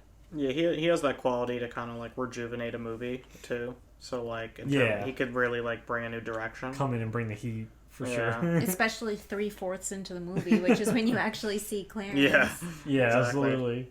Absolutely. I think this was still a pretty successful game, I would say. No, we had definitely interested in. There was some barking back at each other at a couple points, but I think in the end we came together and we broke bread. Hands were thrown. Hands were thrown. Well, through sheer like arms licked. Like out of the blue convenience. Yeah, that's so funny. Like who would have guessed that we would have called out? I know we called both of them. I know y'all were like, "Oh, Anthony Hopkins, I mean trash." Well, we've played this game with each other a few times. I guess we're starting to kind of like figure out, get into each other's heads about the people we picture in these roles. But even still, there wasn't any overlap with any of our choices. So even still, yeah, not yet. I'm waiting for the first overlap. We almost got there, but then I said, no, I don't like yours. That's true. That's true. True dat. And I like mine. And can I throw out another George Bailey possibility? Sure. What do you think about Paul Rudd as George Bailey? I thought about him. I thought about him too. I really did, but I was like, I don't know if it works. What do you think? I mean, the issue with doing this movie now is, even with makeup, I don't know if Paul Rudd can pretend to be whatever George Bailey's age is when Jimmy Stewart first shows up. Oh, I forgot to mention also, actually. Andrew Garfield is actually older now than Jimmy Stewart was when he made this movie. How old was Jimmy Stewart when he made this movie? 38. Oh, okay. And what is Andrew Garfield, like in his 40s now? He's 40 years old this year. Wow. So I can't... Well, I mean, I guess I could still marry Andrew Garfield. He's only 12 years older than me. I guess I'm also married already. Yeah. But you wouldn't mind, right? Anyway. Florence Pugh is thematically exciting. I also have these thoughts about Tom Hiddleston, just so you know, who I also believe that's is fair. over 40. I thought about Tom Hiddleston for Bailey for a second, but I was like, no. I mean, he could do choice, it. Honestly. I just think he doesn't have the right face for George Bailey. He's also, the all-American man face he doesn't have. Yeah, in my opinion also, he's a little bit too much of like... And I feel like every episode we bring this up, but he's a little bit too much of an actor. Yeah, you know? I agree. Yeah, and it's 9 Marvel movies. Yeah, but he plays Loki like a Greek mythological figure. It's like whenever you hear him We can't talk get into about Loki right now. If we get into Loki more season hands, finale. We're not more gonna get hands will be thrown. We're not going to get into it. That's all I'm going to say is if you ever hear an interview of Tom Hiddleston talking about Loki, he treats it like a Shakespeare character. No, he's really good at it, yeah. Yeah. I agree. That's all I'm saying about it. Okay. Sorry, I just wanted to throw that out there. Well, that's fair, considering what Sammy and I were like melting about Florence Pugh in the Oppenheimer podcast. You deserve a moment. Yeah, this for is one too. my payback. There's a scene in this movie that I just thought about I also saw in my notes, but that I was like, it's a product of its time. I mean, like, okay, I kissed my poppy on the lips a couple times, but you know. Oh, are you talking about the scene where he kisses? Yeah, where George but the scene is just so. I know it's a product of the time, but like, I gotta as a man in 2023, you know, like. He puts his arm around her, and then they're like looking at each other, and then they like go in for the kiss, and it's like weird. Like, I don't know, it's weird. The way that they shoot it so close to the two of them. I was like, is there tension here? Like, it's just so they're so close, and then he really like just comes in for the kiss. Yeah, like that. It does feel a little bit sensual. Yeah, it's a little odd. bit. It's just weird to me. It's like only 2 seconds. I'm not gonna make it a flaw of the movie because I don't think it is. Because it's just there, but it's like It is a generation thing. yeah.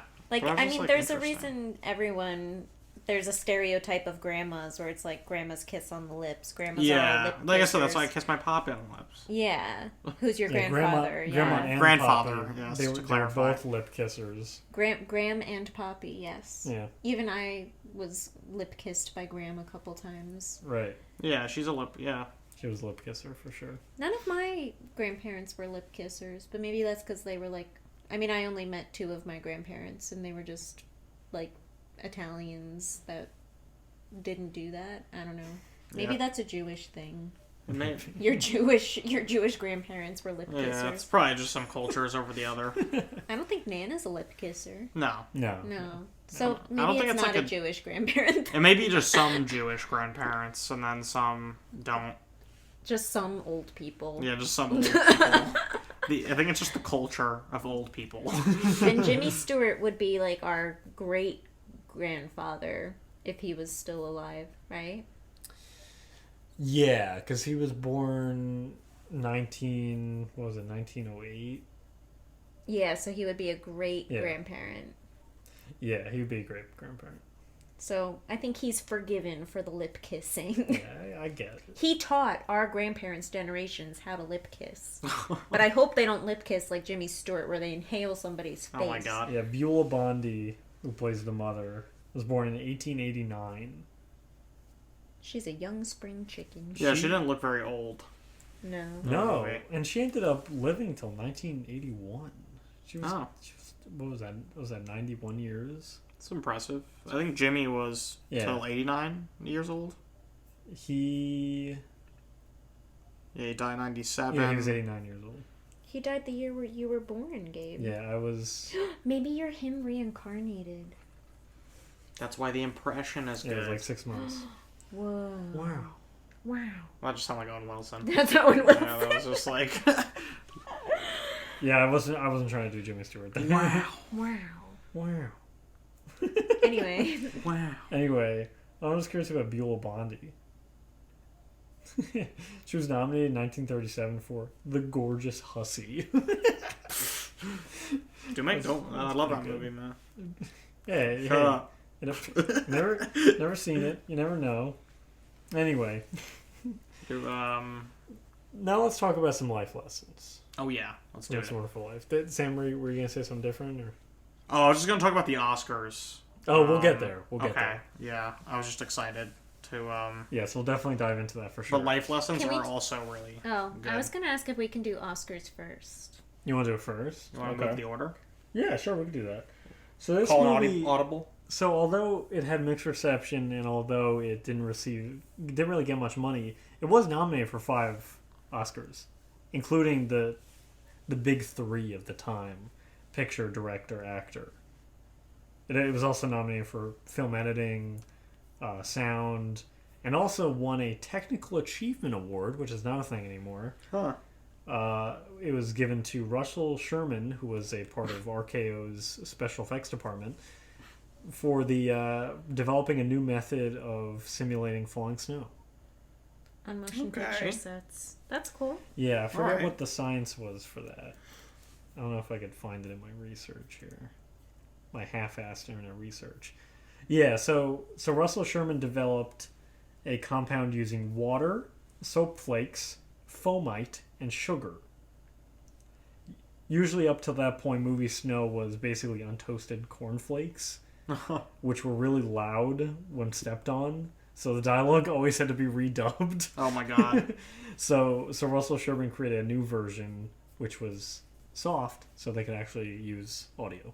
That's so interesting because, well, first of all, way more efficient than cornflakes. I would say so. But also the fact that they don't have that now, where you like do something really new and inventive technically in a movie, and then the Academy is like, you get an achievement for this. Yeah. Like, you don't do that now. And maybe that's just because like the wheel how many times can you reinvent the wheel type of thing. It would But probably just be like special effects or something. yeah, because like we just discussed Nolan. I mean, I feel like Nolan does stuff that not other filmmakers do, and then you could give him a technical achievement. I don't know, Academy. The ball's in your court. This is a big test to see if the Academy listens to our podcast. The entire Academy. All of the Academy. Especially this time of year. Yeah, right. So for the Oscars this year, like I said, it was nominated for 5 Oscars, but this was the best year of our lives Oscar winner. And best year of our lives, for those unfamiliar, was a massive film at that time. It was the highest grossing film of that year, and it was all about men returning to war in World War II and sort of their life after the war and dealing with sort of the repercussions of it. It's a long movie. I think it's like 172 hours or something. Hours? Oh my god. 172 minutes, I'm sorry. It was Grey's Anatomy level. I watched it in a class in college, and it felt like it that? felt like 172 hours. The whole semester. It's a very good movie. Like it's clear why it was so acclaimed, but it's long. Yeah, it is long. very long, and definitely intense. So for the time, this movie won Best Director, won Best Picture, won Best Actor, also won Best Supporting Actor, also won Best Screenplay. The Best Years of Our Lives did. The Best Years of Our Lives, correct. Okay. Yeah, and It's a Wonderful Life was not even nominated for screenplay, which was an adaptation of a book. By the way, not that it really like I don't know how like dedicated this movie is to the book or anything like that, but it's worth noting. And that's really it. So, you know, it even ended up losing Best Film Editing to Best Years of Our Lives as well. So it feels like if it came out in maybe the year before, the year after, maybe it would have had a bigger impact. But Best Years of Our Lives was nominated for 8 Oscars, won 7. Wow. They're really sweet. There's only one. Yeah, there's only one where I missed. I'm not sure which one it was, but yeah, if it gives you any indication as to like the real like impact that this movie had in the Oscars that year. You know, otherwise you have like Laurence Olivier's Henry V, David Lean's like Brief Encounter, The Razor's Edge. Yeah, sort of the classic kind of fare. Yeah. A Clarence Brown movie called The Yearling with Gregory Peck. Who knows? I mean, it's definitely kind of a case, which you could say for a lot of Oscar winners throughout all the years. You know, this is kind of a timeless thing that you know, sometimes the things that win a lot or win Best Picture are not the ones that are remembered for the longer run. You know, people remember this movie, I would say, over Best Years of Our Lives, unless you're a real film buff, you know, and you really, you know that and know that history. And, you know, you could say that for other Oscar winners, like the year that Pulp Fiction didn't win, or the year that Crash won. You know, those were years where, you know, maybe that shouldn't have won. Yeah, and again, it's not a matter of if, you know, it's not necessarily like Best Years of Our Lives is worse. Is a significantly worse movie or anything like that, but it's clear that It's a Wonderful Life is the movie of that year. Yeah.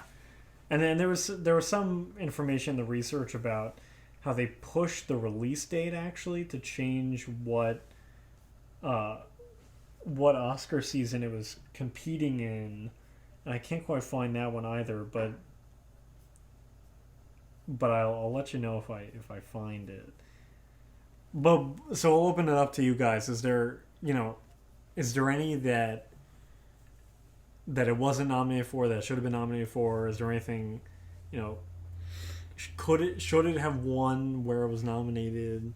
What do you guys think? I think in regards to what it should have won that it was nominated for already, I think they got the nominations down.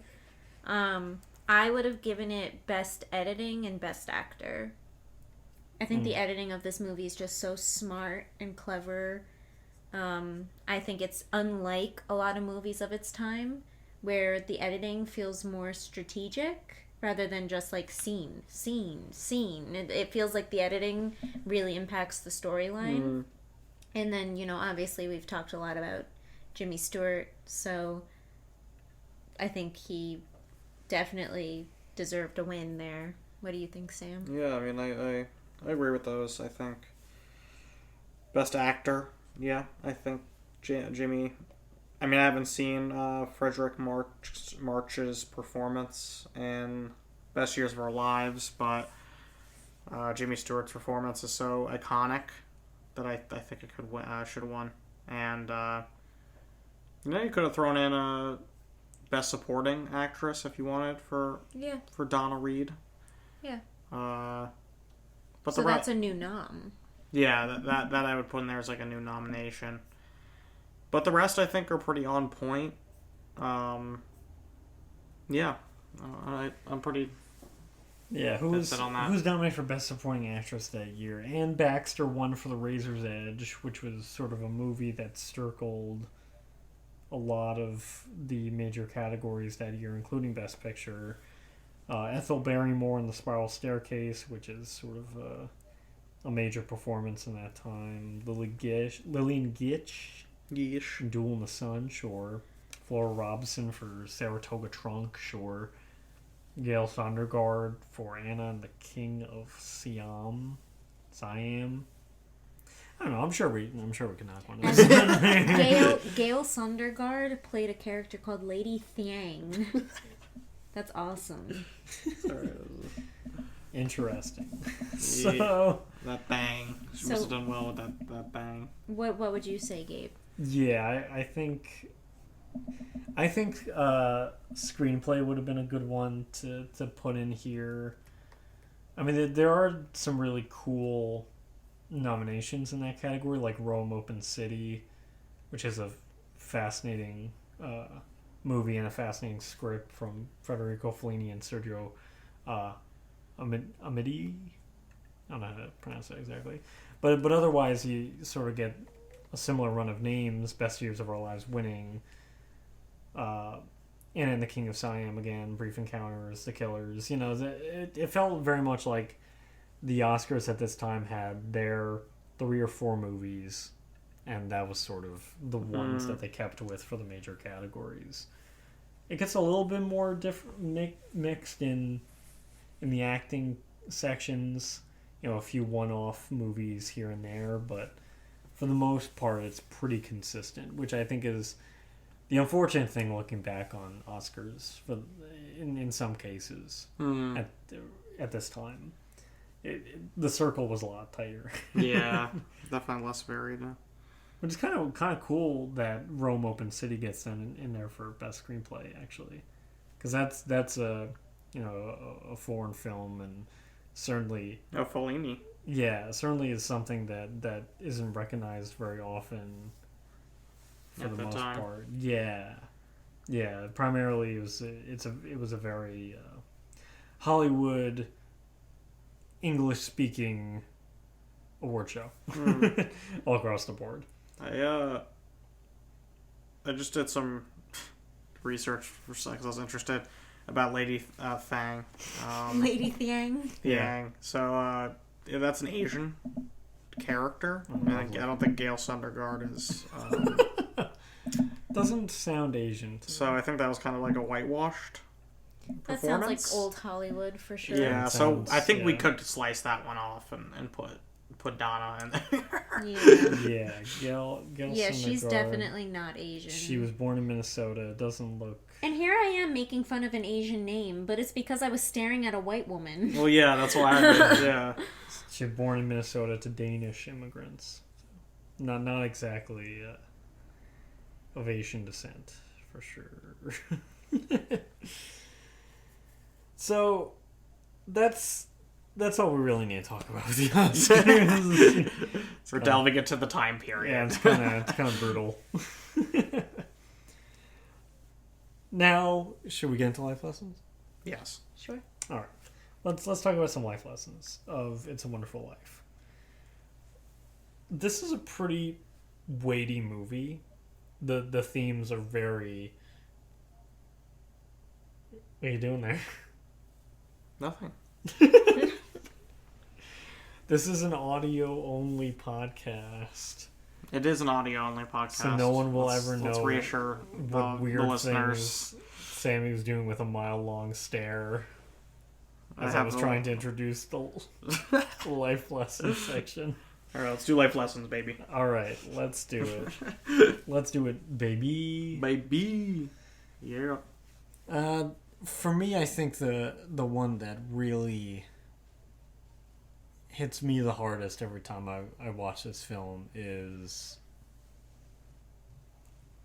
after, I would say, the second time the building and loan falls into some real hard times, I would say, all right, maybe this isn't... maybe this shouldn't continue. This loan. We should probably just move on with our lives here. I thought this was going to be a more serious life lesson, and then you kind of swerved We have me. yet to do serious life lessons. We did a serious one once. Did we? With the Prestige, yeah. Oh. Did we? Well, thought it was a you different- were Yeah, upset because that's when I because we joked both took that you it guys took it seriously. seriously. But we didn't know your vision wasn't serious. Well, the vision can be serious. Well, with this movie, it could certainly be serious. Well, I'd say I have a serious one and a not serious one. Go ahead. I mean, my not serious one is also serious, which is just, Excuse me. you know, if you have $8,000 and you're walking around with it, you should probably be a little more careful to not lose it. Yeah, he put it in the newspaper. Dumb Uncle Billy. Yeah, Yeah, don't be reckless like Don't Uncle be like Billy. don't feel like Uncle is Billy. my not serious but also serious life lesson. Mm. And then I think my serious life lesson is to just, you know, not ever assume that someone is okay. I think, you know, look out for the people who are putting on a happy face, because eventually they might boil up and their pot boils over and they just can't keep that happy face anymore. And, you know, your community is important for that. And, you know, you have to rely on, you don't have to rely on your friends and family, but your friends and family should take it as somewhat of a responsibility to look out for you if they think that you're having a hard time. And Yeah, I'd say that's a definitely. serious life lesson. I agree. Yeah, absolutely. And I think the other major one is, you know, a sort of element of karma in a way, but, you know, to always look out for your fellow man and do good when you can, you know, when it's within your means, Mm-hmm. because eventually, you know, aside from it being just an enriching thing in your life, it is something where you never know when somebody can repay that favor. Mm-hmm. You know, the connections that you make with your community and with the people around you are so important. You never know when you can use them as a resource. And by that point, if you've held your end of the bargain, they, you know, as long as they're decent people, they'll do the same for you. Yeah. And that's 100% what happens in this movie, and I think teaches an incredibly important lesson in that way.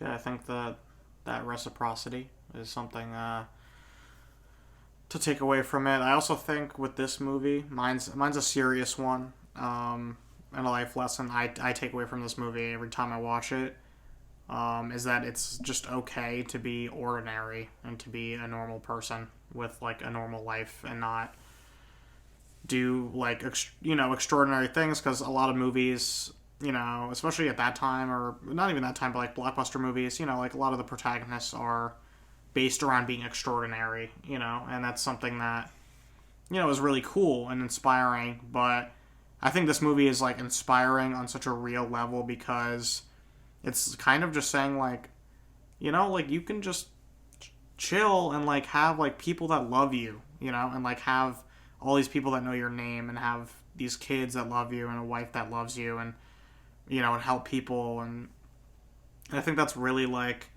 that I think is something you can aspire to.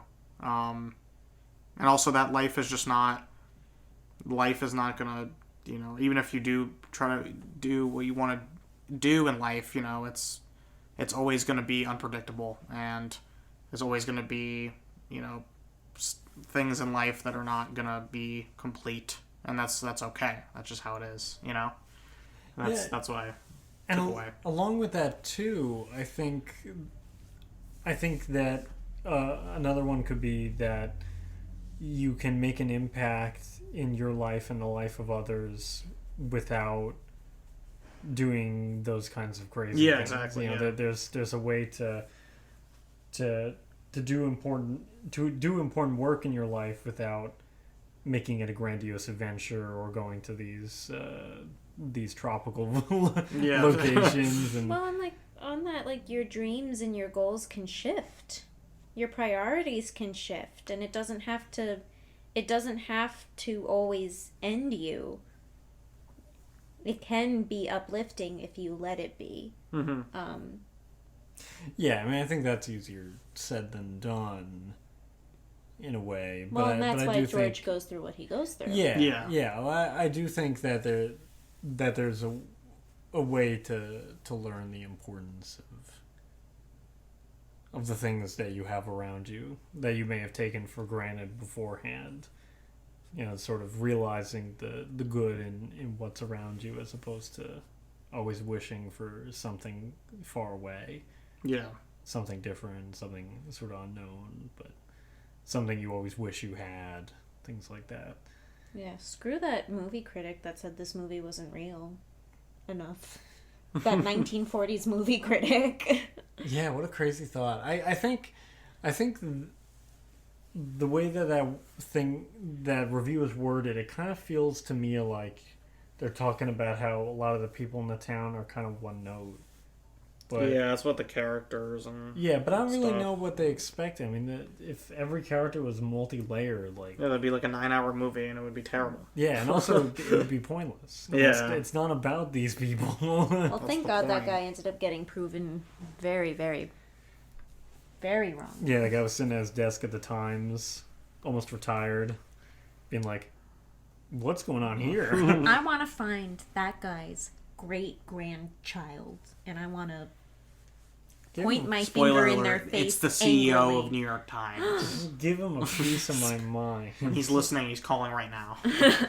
Listening in, phone a friend. And we're getting a call now. Yeah, what is that? What is that guy's up to? Bosley Crowther. There he is.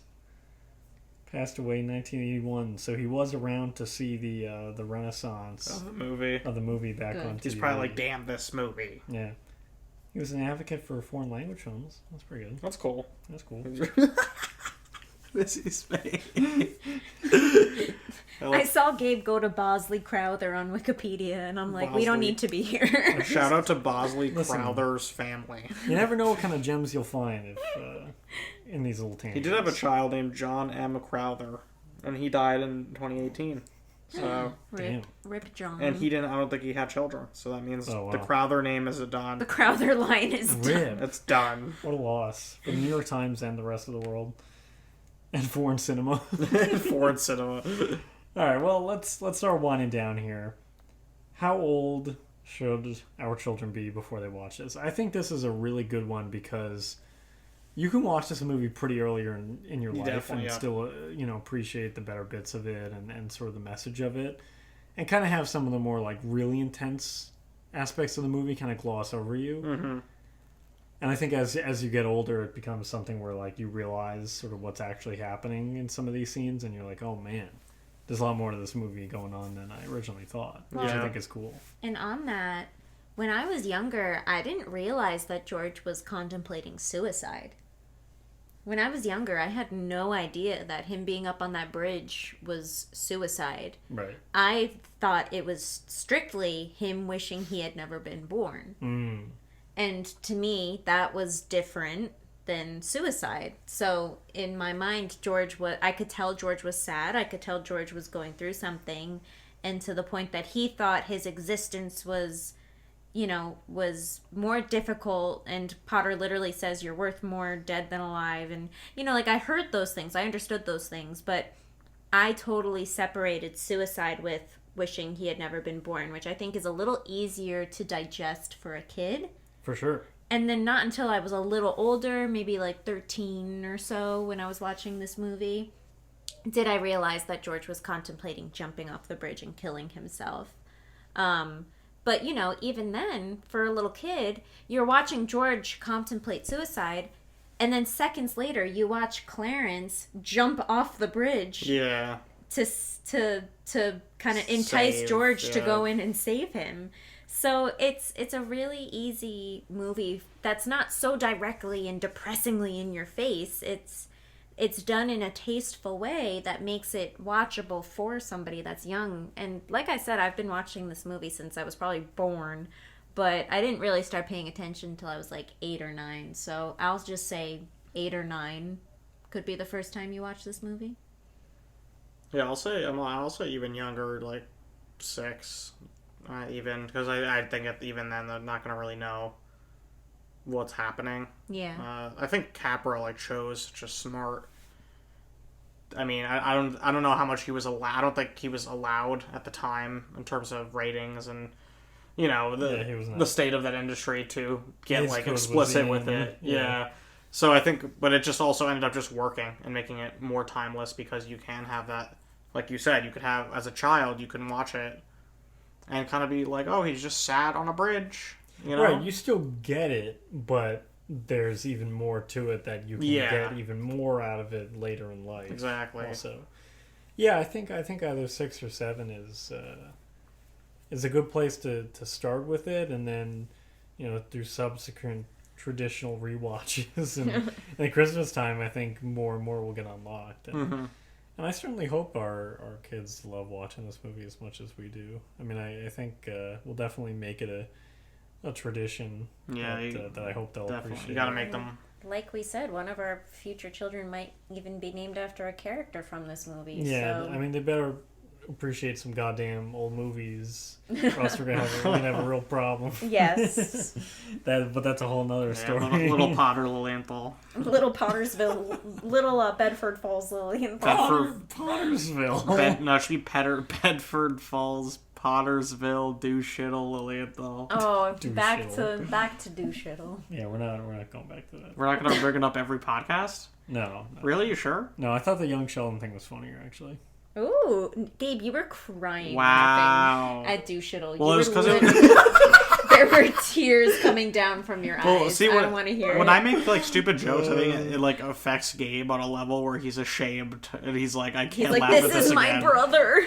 No, he's like that was so stupid. My children share blood with this man. It doesn't have long-term viability. Unfortunately, I respond to stupid humor like that. Yeah. That's my curse. That's my curse. Jinx, you owe me a chocolate milk.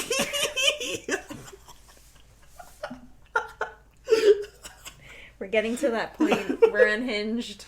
All right.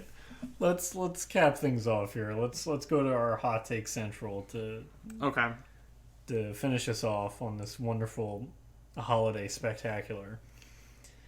Do you guys have any hot takes or spicy takes about this movie? For me, I think the one thing that I have, which is kind of silly, but and I kind of mentioned it a little bit before, but and maybe that's kind of part of the issue, like the core issue of the movie is like there were so many times where he easily could have just left anyway. Yeah. But he doesn't. And I think that is honestly part of the text of the movie itself, so I can't even really consider like a hot take to say he could have gone out the second time, you know, like I said earlier.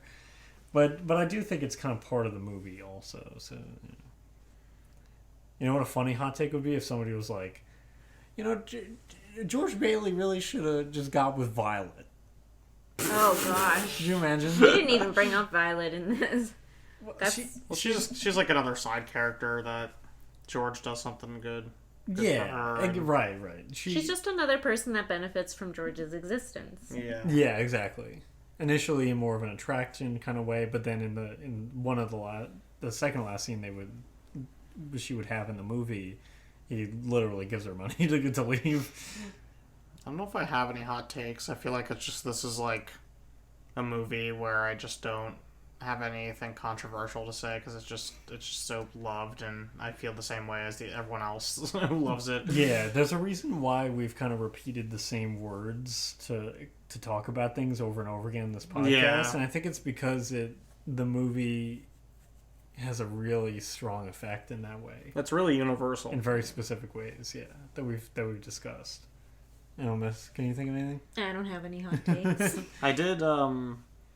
This was just trivia that I read into. I thought was fun. That reminded me of it because you said hot takes, and the movie was hot. Like it was apparently like the Oh, I forgot to mention. yeah, they were this. filming Yeah. the movie. It was like 80, 90 degrees, and they were like Oh, wow. sweating. Yeah, their they didn't balls actually off. film it during the winter or the Yeah. fall time. They filmed it during the summer. Oh, wow. So like the whole movie, they're just like sweating their booties off during Yeah, filming. I think it was shot between like April and July or Oh, something. wow. Yeah. When it really starts getting hot. Yeah. Like the bridge scene, you can see how how sweaty Jimmy Stewart is on the bridge scene, and you just think it's because he's like overwhelmed and going through a lot of shit. And I'm sad, but But it's not. He's just just- hot, and that's my hot take.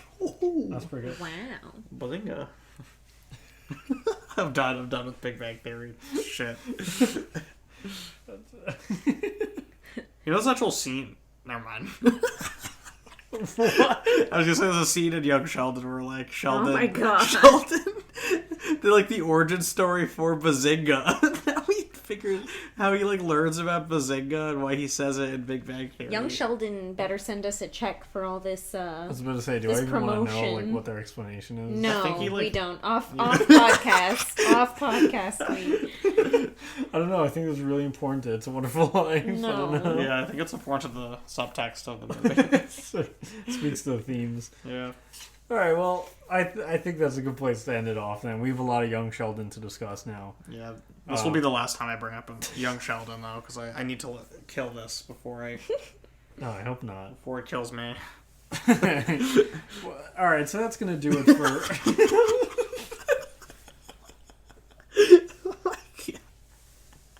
I'm going to bed. this will do it for this episode of the podcast. I hope you enjoyed your stay at LilliHouse, and join us next week when we dig into a new filmmaker. Like we said with the Oppenheimer pod, we're doing a bit of a different format this time. We're going between 4 different filmmakers as opposed to 4 different movies of the same filmmaker. Next week we're going to be talking about Greta Gerwig, her film directorial debut, Lady Bird. Going back to the present day. I hope you'll stick around and join us again for that conversation. I'm sure it's going to be a good one. And happy Hanukkah. Happy Hanukkah. Merry Christmas. Merry Christmas. Happy Kwanzaa. Happy any other holiday you celebrate. Happy holidays. Happy New Year from LilliHouse. Yeah, well, we'll have I'm pretty sure the Lady Bird episode will be released by New Year's. But, Okay, so but if not, Happy pre-New Year. happy pre-New Year. yeah. But yeah, if not, Happy New Year as well. And Yeah, have a great time. we have a lot of exciting content for the year to come. So definitely keep up with the feed. Nobody's actually listening, but you never know. You never know. We know that one person's listening. Clarence Yes. up in the The sky. Anthony Hopkins version. It's a bunch of stars being like, "Wow, take a look at that! Look at these guys. They're putting together a podcast." And then the older one's like, "You'll see. You'll see what happens there." Freeze frame us. Yeah, this big. This The podcast is gonna be this big. When we're freeze framed. We'll see you all next time.